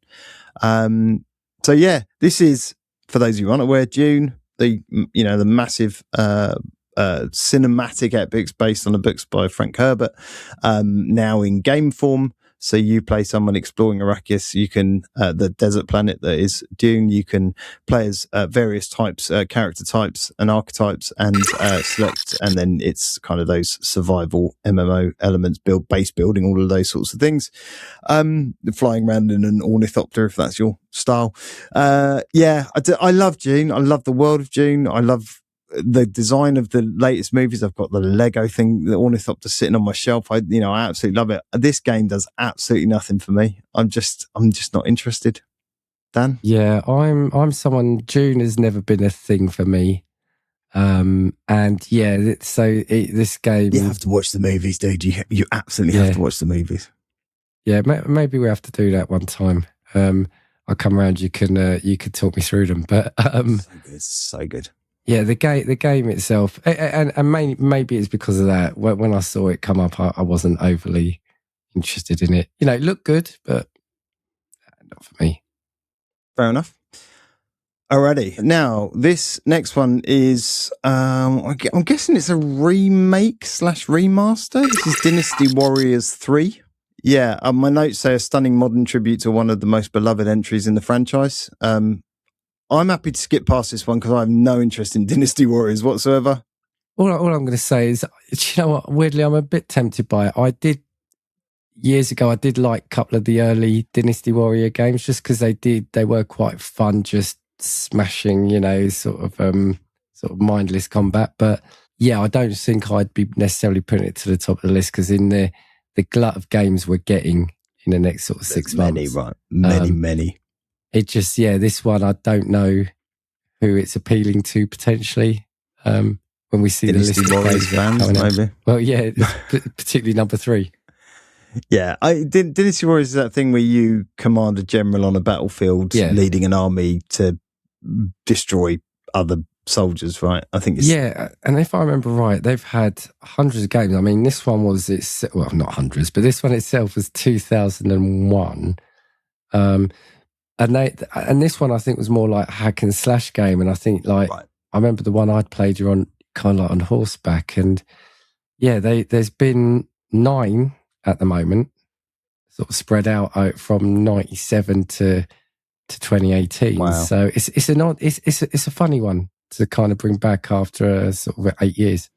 Yeah. Hey, look, it's the in thing, isn't it? Picking a nice episode from a franchise and remodernizing it and making it all polished, and fair play to them if that's what works. I'm sure there are plenty of fans. There are 9 in the series. There's got to be plenty of fans out there. Yeah. So good luck to them. Now the next one's really interesting to me. So I was a bit surprised by this one. Yeah, I was as well. I've talked multiple times about this game on the podcast because I've had it since day one in early access. This is No Rest for the Wicked by Moon Studios. This is the guys who bought you Ori and The Blind Forest. What surprised me about it is, firstly, the trailer. I knew it was coming to PlayStation, not Xbox to begin with, because they were struggling with the Xbox and the Xbox Series S development. So I knew it was coming to PlayStation. What surprised me was, firstly, the trailer for the PlayStation version, because I was like, why would you do that this early? Because I've been following the game from day one. I've heard nothing about a 1.0 release up until yesterday. And all of a sudden they drop a banger of a trailer, and the game is beautiful and it plays just as well as it looks, people. But then to go, we're releasing 1.0 in October. I was like, what? Yeah. What?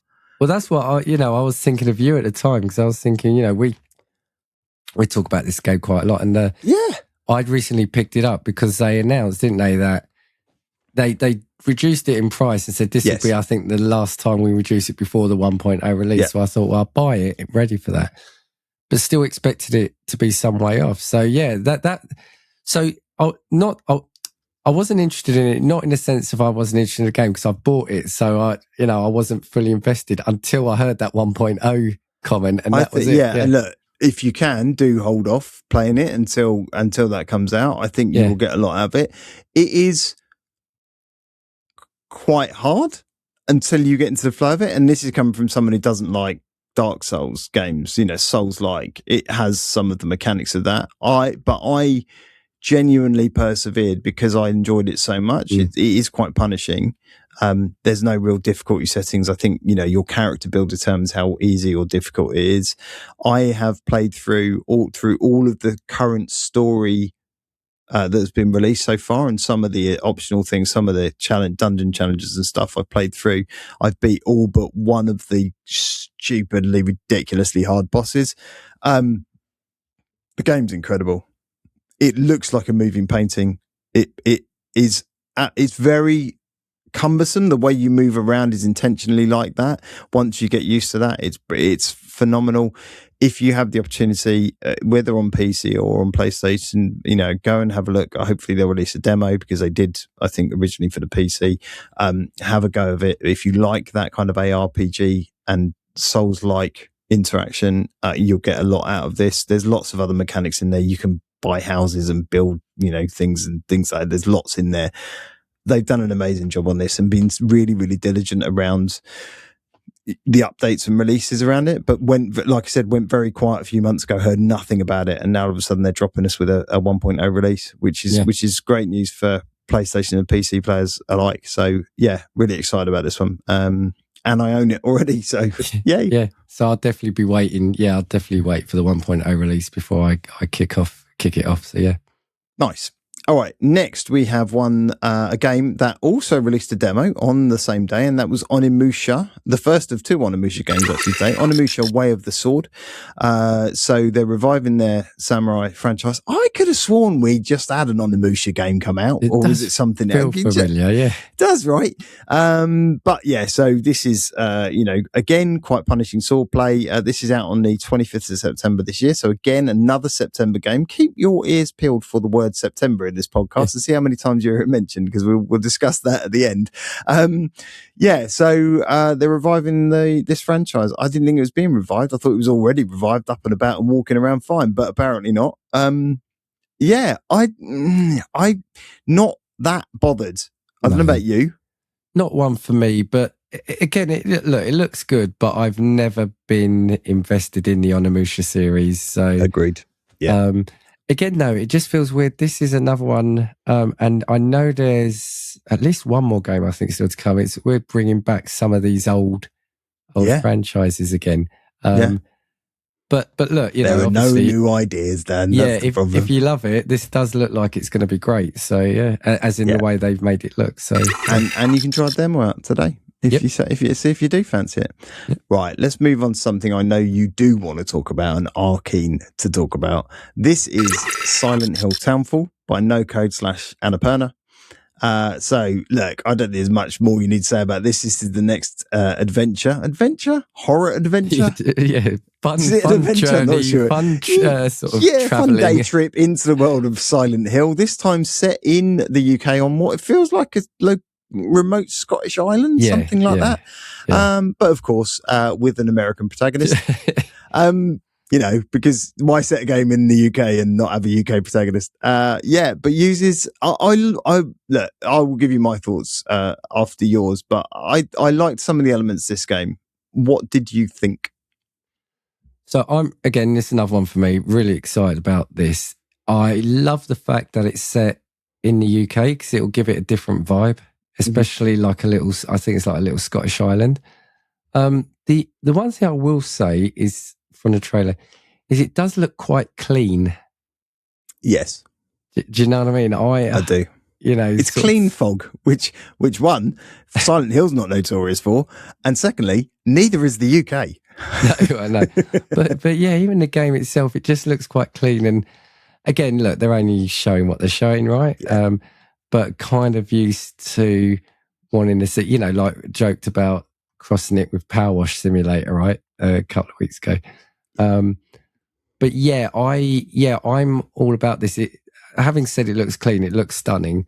And I'm wondering, it looks a bit more. I've not played Silent Hill F, and I actually came to that realization last night that with the machine you've lent me, I can. So I'm gonna. Of course, you can. Yeah. And I think it might be in someone's family library. Yes, it certainly is. But this looks like it could be a bit more story focused. Yeah, I'm looking forward to it. I think it looked really lovely. I'm not a fan of Silent Hill games. I think I played 2 last year. I think I've talked about it on here. Wasn't sold. It was okay. I'd played 1 before. I thought I'd played 2, but it turned out I'd played 1. Yeah, I'm not that much of a fan. I'm not a massive, horror genre fan anyway. I really liked the elements that play around.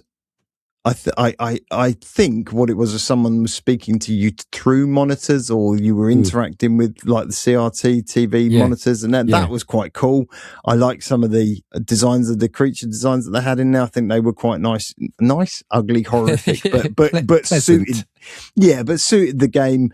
Yeah, I think it looked really nice. Will I pick it up? Probably not, but it's not far off, right? I mean, September 24th. Yeah, not long to go. I guess what I'm thinking when I look at it is kind of how I described Resi 9, saying that it feels more accessible to me than previous ones. Right. I'm wondering if this feels like it might do the same for Silent Hill. Yeah, I mean, if that's true, I could probably get involved with that. Like, if it's a bit more accessible, because the thing I found really frustrating with Silent Hill 2 was why am I trying to fix a fucking jukebox? Like, I'm being attacked by faceless horrors. Why am I? and I think that's my problem with Resident Evil 2 as well. None of it really makes sense to me. Yeah. Like, all right, give me zombies. I'm more than happy to run around mowing down zombies or fighting off. I'm happy with that element of it. And I think, without digressing again, a lot of those earlier games feel like there's a hell of a lot of backtracking and it can feel painful. Now, look, even in Resi 9, there is some element of that, but it never feels like a chore. So that's what, and I'm making a real assumption just based on the trailer, but I'm hoping that that's what this will do for the Silent Hill games. Having not played F yet, but watch your space. Good things could happen. Right. Yeah. I started watching this trailer and went, I fucking hate Top Gun. But it turned out it was Ace Combat 8. Yeah, it was. I honestly thought they've made a Top Gun. But then, no, I think I quickly worked on, and I think this could be where you and I might fall out a bit, but I'm actually quite interested in this. I've played a couple of them in the past, and do you know what it is? I just think there's space in my game playing for an aerial combat game. I just don't think, I think that's what it is. And I played one of the, had a look, I'm not sure if it's 6 on the Xbox years ago. Right. And look, I'm not going to say I sunk hours into it, but it was a fun little distraction from everything else just to play like a really good looking aerial combat game. Yeah. Yeah. Look, we ain't going to fall out because you do you, brother. But I thought it was fucking shit. I was literally the cutscenes, the voice, everything just grated on every last nerve I had. And I was like, this looks so, the one thing I will give it looks very pretty. Like the flying through the cloud stuff. And like that, if that's the visual acuity they're going for in that game, it looks stunning. Everything else outside of that looked fucking pony. I was just like, oh my God, no, I can't do this. I'm not really, move on. Thanks.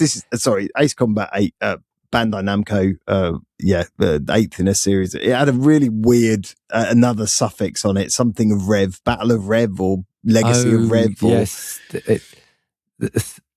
It looked like it was a clever play on the 5, but it's not. It's THE. I think Theve? 5 for you. Theve. Theve, Legacy of Theve or something. That's I was just like, whatever. All right. It's all about the next one, though, for me. Right. I was shocked when I saw this because I haven't seen this game in an age, right? Yes. So this is Stuntman Hollywood. So firstly, I have to say, that trailer, that fucking trailer, that got me. That got me trailer right in the feels. For me, that was trailer of the night. Right. It just right. I'm not going to spoil it. People go watch the trailer. It's amazing. Yeah. Any of you who are of a child of the 80s, 90s, like Dan and I, go watch it because it is pure nostalgia bait. Yeah. Love the trailer. Again, I did play the original Stuntman. I didn't enjoy it massively. But I think, having then subsequently played games like Burnout and loving the crash mode and stuff on that, I can see myself going back and going, do you know what? Actually, I could probably be tempted. So yeah, I might be for this one. I can tell you're itching to talk about it. I played the original games. I like the original games. What I'm going to say is, if it lets you do what's in the trailer, then I'm all in. Like I said, go watch it. We won't say too much about it, even though it's just a trailer. But as long as the trailer isn't like a bait and switch in terms of like it's going to be set in a certain time period and that's it. But if it lets you use those vehicles, can't not be with that. You have to be able to now. You can't play like that. I think there was just one missing, but I don't recall another big famous one, a van on the team. Oh, yeah. Which we've done a very clever... You did a very clever intro, yeah. Oh, yeah, it was me. Sorry, it wasn't me, yeah. So, but look, we talk about sort of old things coming back. This feels another bizarre one to pull out, but they've not just remastered, or they've not just done Stuntman 3 or 4, whatever it is. They've taken a real fun angle to it. Yeah. And have said, this is what we're doing for it. And I'm looking forward to this already. Dan P is here for it. Yes. As I am for the next game, which we did talk about at last year's Summer Games Fest, actually, and that is Ill by Team Clout. This game still looks absolutely brutal. So it's a first-person survival horror type game, I guess, but I think with more of a combat element to it. If you remember last year's trailer, for me, it was one of the standouts of the show. Yeah. Not because you got to kick zombie babies. I think I might have got a bit in trouble for that. But they've added a lot into this now. It's starting to frame what this might be about. So you clearly wake up in a hospital, you should be dead, but you're not, and you're regenerating for whatever reason, and you're trying to escape from somewhere, TBD, I think. But yeah, it still looks mad. Like, the enemies look insane. Maybe not as insane as they did last year, but I think that's because they showed off maybe too much. It looks absolutely brutal though. The kind of gunplay that's in there, some of the, I'm going to call them mechanics, but the I guess it's melee combat just looks, over the top. I'm just pleased to have seen this, because I'll be honest, I'd forgotten about this. And like I said, after last year's reveal, it kind of felt like the game that needed to come out at the time. Like we said, that visceral sort of survival horror. But then it's kind of disappeared. So it's good to see that it's been sort of doing the rounds again. Yeah.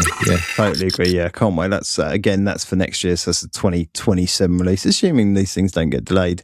Right, I said you'd hear the word of September a lot. Here's another one in September, Dan, and on the same day as Silent Hill Townfall. This is one I'm very much looking forward to. Given the choice of both, I will be buying this. This is Control Resonant by Remedy Entertainment.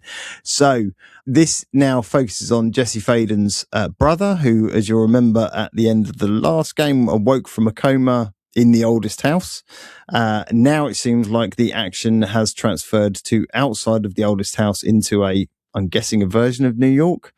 Still looks absolutely mad as a box of frogs, as only Remedy do. I loved the trailer. I loved it didn't focus too heavily on the combat, which we'd seen before. But I also loved the little intersections of the kind of stuff about the hiss, which is the enemy, and then also that crazy bit at the end where the scientists are talking to you, kind of, going, you'll have lots of fun. And I love those little intersections they do in those games. I think they did it very well in Alan Wake and stuff as well. But this for me looks absolutely brilliant. Again, September 24th. What do you think? Yeah, basically what you said. I'm looking forward to this. Maybe I get Silent Hill, you get this, and that's the perfect. That sounds like a good idea. Yeah, I mean, look, Remedy are great. I've pretty much enjoyed everything they put out. I did see it discussed on Twitter today, so it's on pre-order on Steam. I think $49.99, which I'm surprised. I thought it might be more. So look, I'm not saying 50 quid is cheap, but I'm saying with the way sort of modern games going, I'm surprised it was at that price point. So that's a good thing. Yeah. I think I did have a sneak peek when it said it was up for pre-order. I did have a sneak peek last night, and I was like, my finger was hovering over that button. Then I was like, shall I just treat myself? But I'm going to hold off for a minute. I'm still playing Death Stranding 2. I'm still going through a bunch of stuff, so I'm just going to hold off. But yeah, I will pick it up at launch. I'm going to skip over the next one. Not skip over, I will mention it. This is the second season marathon. Not really sure why it was in the showcase. I don't really care that much. I don't think the game is doing great guns. They've offered a discount at the same time as a free play week, I think, this week. So if you are interested, you can go and give it a go this week for free. And there's a discount on purchase, which they made clear in the presentation. This is it called Nightfall? Their latest... I think it was. I guess it's in there because they own Bungie now. Right, they do, and they're trying to, absolutely trying to push it for all the right reasons. I love Bungie. I love what they do. I am no interest in Marathon. I don't think the game is doing particularly well, from what I understand, which is a shame because I don't want to see the death of Bungie. But studios these days live and die on what their last release was, so it would be unfortunate if we do see this.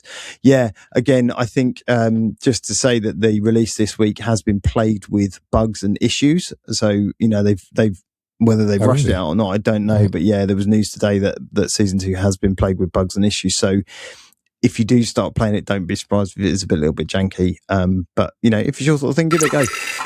Right, next one, again, not for me. This is just weird. RuneScape Dragonwilds. This is by Jagex. So this is, a modern, fresh perspective to the RuneScape universe. It looked a bit to me like World of Warcraft type style gaming with some, but a bit more rubbish.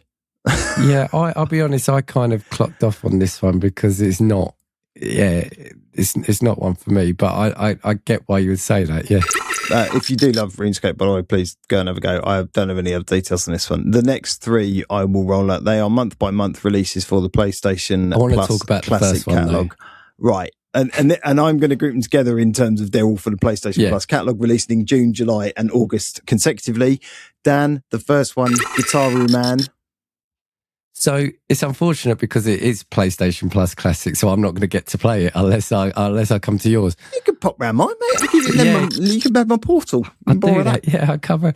Look, Guitar Man is funny. It's one of the games where I used to tell people, and they'd look at me like I'm crazy because nobody could remember this one. We still look at you like that, mate. Yeah, to be fair. I don't know how I had this on the PlayStation or why I had this on the PlayStation 2, but it's just a proper bizarre, really random, as it says, rhythm game, like sort of music rhythm game, with the main hero being Guitar Man. And to see that, I'd almost forgotten as well. So to see that come out is like, I almost want to ask somebody why. Firstly, yay, but also why. It's such an odd one, but I think it must just be like one of those sort of cult classics. It's I totally. There is a lot of love out there for this game. Like, you know, I often watch, you know, other video game podcasts because they are available. I know you guys might not think they are. And this game pops up an unreasonable amount. Like in terms of nostalgia, people are like, "Oh, Guitar Man, do you remember that? Do you remember that tune that you could play on that? Or do you remember that level where you did that with the alien flying saucers?" And I'm just like, I played it, but I don't remember that much about it. And you know, it's just again, I'm just looking at some now to get distracted because I was looking at it. It's again, it was just that. So this was just a bizarre, fun game. I think Guitar Man with his little, I think he had his little dog, his sidekick dog as well. You know, I kind of miss the days of these fun action rhythm games because we then had like Guitar Hero, Rock Band, but do you remember like Parappa the Rapper, things like that? You know, they're all Toe Jam and Earl, all that kind of. What was that ribbon? Was a game. Somebody put a comment. It was like almost like a vector graphics game, and it was something ribbon. Sure, don't remember that one. Help me out, people. Help me out. Dan's having a fever dream. All right. So talking about my nostalgia though, we've talked about this game on a number of our podcasts and when we've been out walking, and I always conflated it with a different game. Sorry. Vib Ribbon, it was called. Vib Ribbon. Thanks, Dan. Sorry. Right. Back on track. Right. What was the game I kept confusing this game with? Which one was that? That Joey bought it for me. It's on my Steam catalog. Yes. Second Sight was the other one. Second Sight. We talked about Second Sight, and I was like, there were 2 games. There was Second Sight, and I could never remember the name of the other one. And then it came up yesterday. I was like, fuck me, they're adding PsyOps and Mindgate conspiracy and I am overjoyed. Like, I really wanted to play this again, and I couldn't find it anywhere. There's not on the Xbox, it's not on anywhere. And all of a sudden it pops up in a state of play. So this game was phenomenal at the time. So you basically play a psychic soldier. So there's gunplay, there's ragdoll physics, there's throwing people around with your psychic powers, there's all those sorts of things. It's launching 26. They haven't done anything with it. They've just launched it into the PlayStation Plus catalog. I am so glad I'm a whatever the platinum subscriber or whatever it is now, because I can play this. Yeah. That's amazing. Yeah, I saw this and instantly thought about you because of the conversations we've had. I remember playing both, loving them. I think, if I remember right, was it the Second Sight a bit more of the darker, kind of more shadier thing, wasn't it? I think. And they were both quite brutal in terms of their story. But yeah, I think this one was a lot more running through complexes, throwing people off towers and things like that. Yeah. But looking forward to it. I will report back. I will report back. Very quickly, the third one in this catalogue, I'm not going to go into detail on. This is another Onimusha, Dawn of Dreams, another PlayStation. So it's, hack and slash, PlayStation 2, blah, right, whatever. 2 more to go, Dan.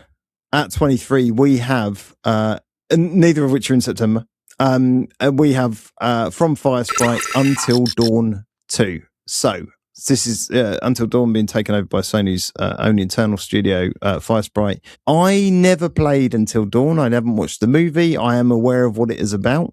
It's one of those games where you can make choices that save everyone, kill everyone, save a select few, multiple playthroughs, that sort of thing. And there's a time mechanic involved certainly in the first one. I was not sold on the trailer, I have to admit. I kind of just watched it and just went, this is pure cheese. Most of it doesn't belong in here with the other bits. And then suddenly a guy gets sliced in half and his intestines fall on the floor. Yeah. And I was just like, I have no problem with gore, but it was just like, it was all a bit weird. I was like, yeah, I'm all right. But it could be brilliant. What about you? Yeah, I played the original. I enjoyed it. I like all these kind of games like is it the Dark Anthology? No, Dark Pictures. Like the Man of Medan. Yes, Man of Medan. Yeah. Yeah, I'm with you. I thought it was a bit weird. It kind of feels like the opening to Far Cry 3. Was it Far Cry 3? Where they're on... Yeah, the island, yes. Yeah, it gave me that vibe. Look, I mean, it depends if this one potentially is just going to be PlayStation exclusive. I don't know. Well, I would have thought so if it's their internal studio, yeah. So likely not going to play it. But yeah, I mean, it's the sort of thing when it's knocked down in a sale, I'd tempted to pick up. Like, I've got The Quarry. I've still not played that. That was like a follow-up, wasn't it? The funny thing about this, and it kind of goes on what you were saying, I saw someone complain today, and it's just a random thing that people complain about. It said, I don't know why they've called this Until Dawn 2. This is set in a it hasn't got the Until Dawn vibe. It's set in a completely different thing. Until Dawn has got an aesthetic and a vibe. There's only been one Until Dawn, I think. And it's like, what? You telling the studios? You telling the studios what they can or can't set in their universe. But look, yeah, I think you're right. It felt quite jarring because it felt like it was almost like Love Island, the game. And then, like you said, you just get a random slicing someone. Yeah, I wasn't, even visually, I didn't think it looked that great. And like I said, I haven't got any benchmark to judge it by. Right, I never played Until Dawn. It could be phenomenal. I think I've actually installed it on my PlayStation, just never played it. So yeah, it's a miss for me. But like I said, there are fans out there. I do want to spend some time talking about the next one, right? Because mainly for the point that one, I woke up to the fact that again, proof positive that humans are assholes, right? Particularly people in the gamer community. I did the silly thing of having a look on the cesspit of hell that is X at just some of the comments around Santa Monica Studios just kind of posted a thing up here saying looking forward to welcoming you to God of War Laufey, right? And I joke you not, the first fucking comment on there was God of Woke. Yeah, that was the clearly the funniest thing they could come up with. And the next one was, yeah, I really wanted to see a Mum of War or something bullshit like that, right? People, just in general, fucking step off, right? Yeah. This game looks fucking awesome, right? That is first and foremost. I love Deborah Ann Woll. I think she's an amazing actress, and I think what she can bring to this character will be phenomenal. She's brilliant in everything she's been in. I think she's the perfect pick for this. She's got that hard ass attitude to her. If you don't believe me, go watch Daredevil. This game is it's not a prequel, it's not a sequel. It's set in the time period just before the God of War that we know from kind of 2018. So this is just after Faye, who is Kratos' wife, Atreus' mum, has died, and it follows her spirit into the afterlife, I guess, is what it is. And the story picks up from there. So it runs in parallel with Kratos' story. And this is about how certain elements that she'd put in place to protect her son, Atreus, and Kratos are beginning to fall apart in this world, and how she goes about attempting to fix them to make sure that Kratos and Atreus survive their journey and thereon after. So Faye, or Laufey in Norse mythology, is the mum of Loki. So Laufey's son is often how Loki is referred to. And she's played, as I said, by Deborah Ann Woll. I just thought the combat in this looked phenomenal. I think it's back to that. Look, I loved the combat in God of War in the remakes, but it wasn't that very quick combat juggling style that was from previous games, and they seem to have brought that back. I don't think there's any spoilers in here. It was like a good 17 minutes of gameplay. You meet two of your companions, should we call them? One is a set of ribbons, and one is a gelatinous cube, and played by or voiced by Jack Quaid, he of The Boys fame, and son of what's his name, Quaid, the other guy. Dennis Quaid, Inner Space.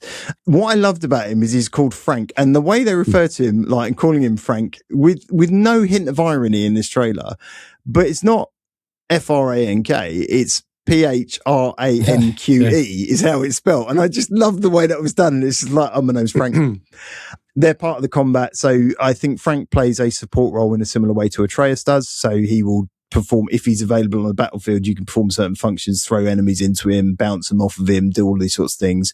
And the ribbons are attached to your sword, and you can use those to do certain cool shit, like throw your sword out and pull enemies in and things like that. I loved everything about this this is just another God of War tale, and I'm quite happy with it not being Kratos. I don't need it to be Kratos to be that. I love God of War, don't get me wrong, but when I took over and I was playing as Atreus, I didn't mind playing as Atreus because it was a God of War game. And that's just what this feels like. The enemies look phenomenal. There's that Egypt element to it. So one of the big baddies is an Egyptian god. I don't know what you thought. I really, really like look at this. I just want to address some of the things you said. Excuse me. When you messaged me last night and said this is a game that's coming out, I knew straight away the comments that we'd be looking at. And it's depressing, and mainly because, we've had it in recent weeks. We discussed it. 007 has had a lot of things. Mixtape has been getting it. Sort of go through a lot of games recently, even like Dragon Age Veilguard, which isn't a recent game. But that was a lot of the comments on this. This is the new Dragon Age. This is the new Veilguard. Yeah. I'm like... So firstly, there's that, and it was depressing that I knew that's what it's going to be. But secondly, right, if you've played... Now, we've talked about the recent two games on here, and I've loved them. Yeah. The whole point of those two games, the whole essence of those two games comes from her character. Totally. It's because of her death that they are doing... It spurs their entire journey and beyond. Yeah. Totally. So without her, there would be these two games. Yeah. So how can you not want a game that's based on a character that features so heavily, is the catalyst for the two games, and like we said, is featured in there? And look, as you said, well, I don't necessarily think this doesn't mean that there's going to be no more Kratos. I mean, for a start, you're going to get the original trilogy remastered anyway. Oh, and they've already said this isn't the end of his journey. This is just, another flavour. But what? So why can't we experience it? It's almost like, no, we don't want to have like a bigger menu. We just want that one item. Mad, there's a potential. So people have been overlaying the two games. I can't remember which one it is now, but there's a certain battle with Thor. Right. And they're overlaying something that happens in this trailer with that battle. Right. And we're probably going to get, and I think we're going to get a lot of overlap between what happens in those two games with what happens in this game. And it's like, why would you not want to fill that story out? Why would you not want to, like I said, I don't get it. It's, for me, the shame is I'm probably not likely going to play it unless I come around to yours or get the PlayStation. Although we'll find a way, Dan. I was looking, they haven't said they're not going to do any. They just said there'll be fewer single-player games going to a PC. I see. Dan's only really clinging on. I'm clinging on. But yeah, look, it is a God of War game. You're just not playing Kratos, and I can see why people may be a bit shocked. Look, we discussed last week about Raiden in Metal Gear Solid, right? Yeah. And if it was just I don't get to be Kratos, it's one thing, but you're not giving a game a chance that's going to potentially really fill out the whole purpose of the previous two games. And I don't get it. Yeah. I don't get it. I mean, your point on the episode last week, did go check it out, but your point on that whole, bait and switch that Kojima pulled was intentional, right? So had we had a trailer yesterday that was all Kratos, you know, and then went, that's not what you're getting, that would have been a different thing, right? But they were fucking upfront from moment one. Yes, Kratos appears with Atreus, mourning his wife, burning her body, and the essence, spirit, whatever you want to call it, floats up, and suddenly you're with her. So from you know, within 30 seconds, a minute of that trailer, gameplay, you are there, right? And I thought it was really cool of them to give you the first 17 minutes. You know, I could have chosen not to watch it because it would have been nice to see some of those things as a surprise, because I think there's some really cool moments in there. She comes across as a total fucking badass, like, in terms of the combat, in terms of, oh, look, there's a sword. Oh, look, there's some armor, and just kind of wrenches it off dead bodies. And she clearly knows some of what's going on there, because she looks at the mask and kind of goes, oh, it can't be those guys type thing.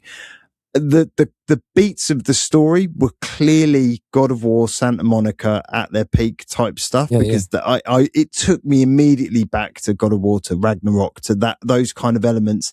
I got chills. I don't give a fuck. It's not Kratos, right? I want great combo combat. I want great storytelling. I want, you know, funny characters that are alongside it that, you know, fill out that story, and that's what I was getting. Yeah. Look, just to expand a few things on what you said as well. It's not like she's a newbie in this. Her lineage, she you know, it's not like you're going to be a newbie that's picking up skills as you go along. Totally. Secondly, if you are a big fan of Kratos and his games, you know how disappointed he would be in you if you're reacting like that, because she was his everything, right? And like I said, why wouldn't you want to feel the stories? And I'm so incensed I've forgotten the third point. So, yeah. I think it's probably something along the lines of those people who, you know, are making those comments. Either one, don't have a relationship of any sort. You know, they've all got mums, by the way, just to be clear, right? Or secondly, they're all sitting on their keyboards typing these little things, and bet their wives, if they saw them, right? Because they are these sort of people, like, well, wife's place in the kitchen. Like, go and fucking tell your wife that. I've remembered. It's like, again, it's about go back to what I said about why wouldn't you want to experience a story from a different perspective? Because, you know, we wouldn't have had Blue Shift, Half-Life Blue Shift. And that became like, that's a cult hit as well, you know, just seeing a story from a different perspective. So it just incenses me, mate. It pisses me off to the max that people feel they can have this voice that, you know, detracts from, you know, firstly, is fucking totally misogynistic and detracts from the effort and work that the actors and the developers and everyone else has gone in to create this game. But just because it doesn't meet some lofty expectation they've got of it must be a man with an axe in that role. It's like, where do people fucking get off, man? Just right. And I personally, I don't even think those guys are gamers. They're just not. Do you know what I mean? Because real gamers know the value of what's being put in front of them, can understand and appreciate what it is, and go, fucking hell, it looks fucking cool, without feeling emasculated or some other bullshit. Do you know what I mean? I think there's a lot of rage baiting as well, but yeah, totally. I think it's just a shame that, you know, what is probably one of the well, look, it was also a real surprise. I mean, I hadn't even had an inkling about this, and the main discourse about it online is about who the central character is.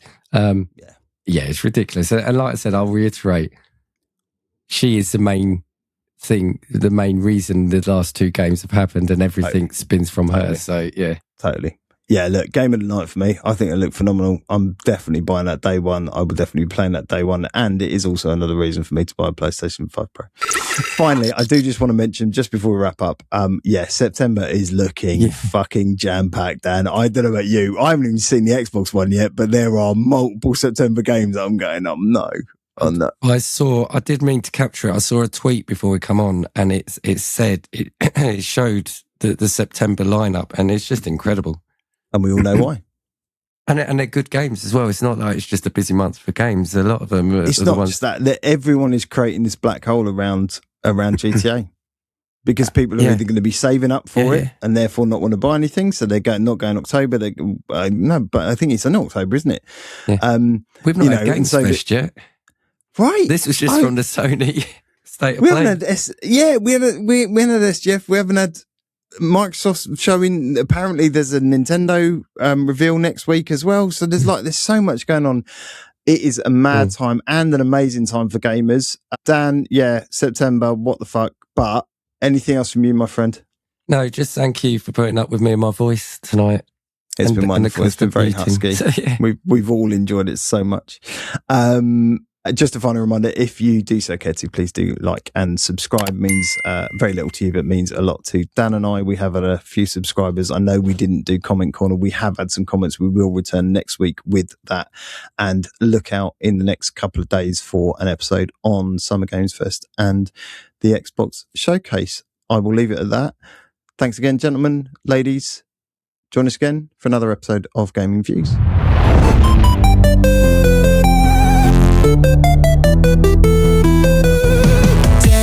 Dan with a gaming flair, pixel dreams and worlds to share, joystick tales and button cues.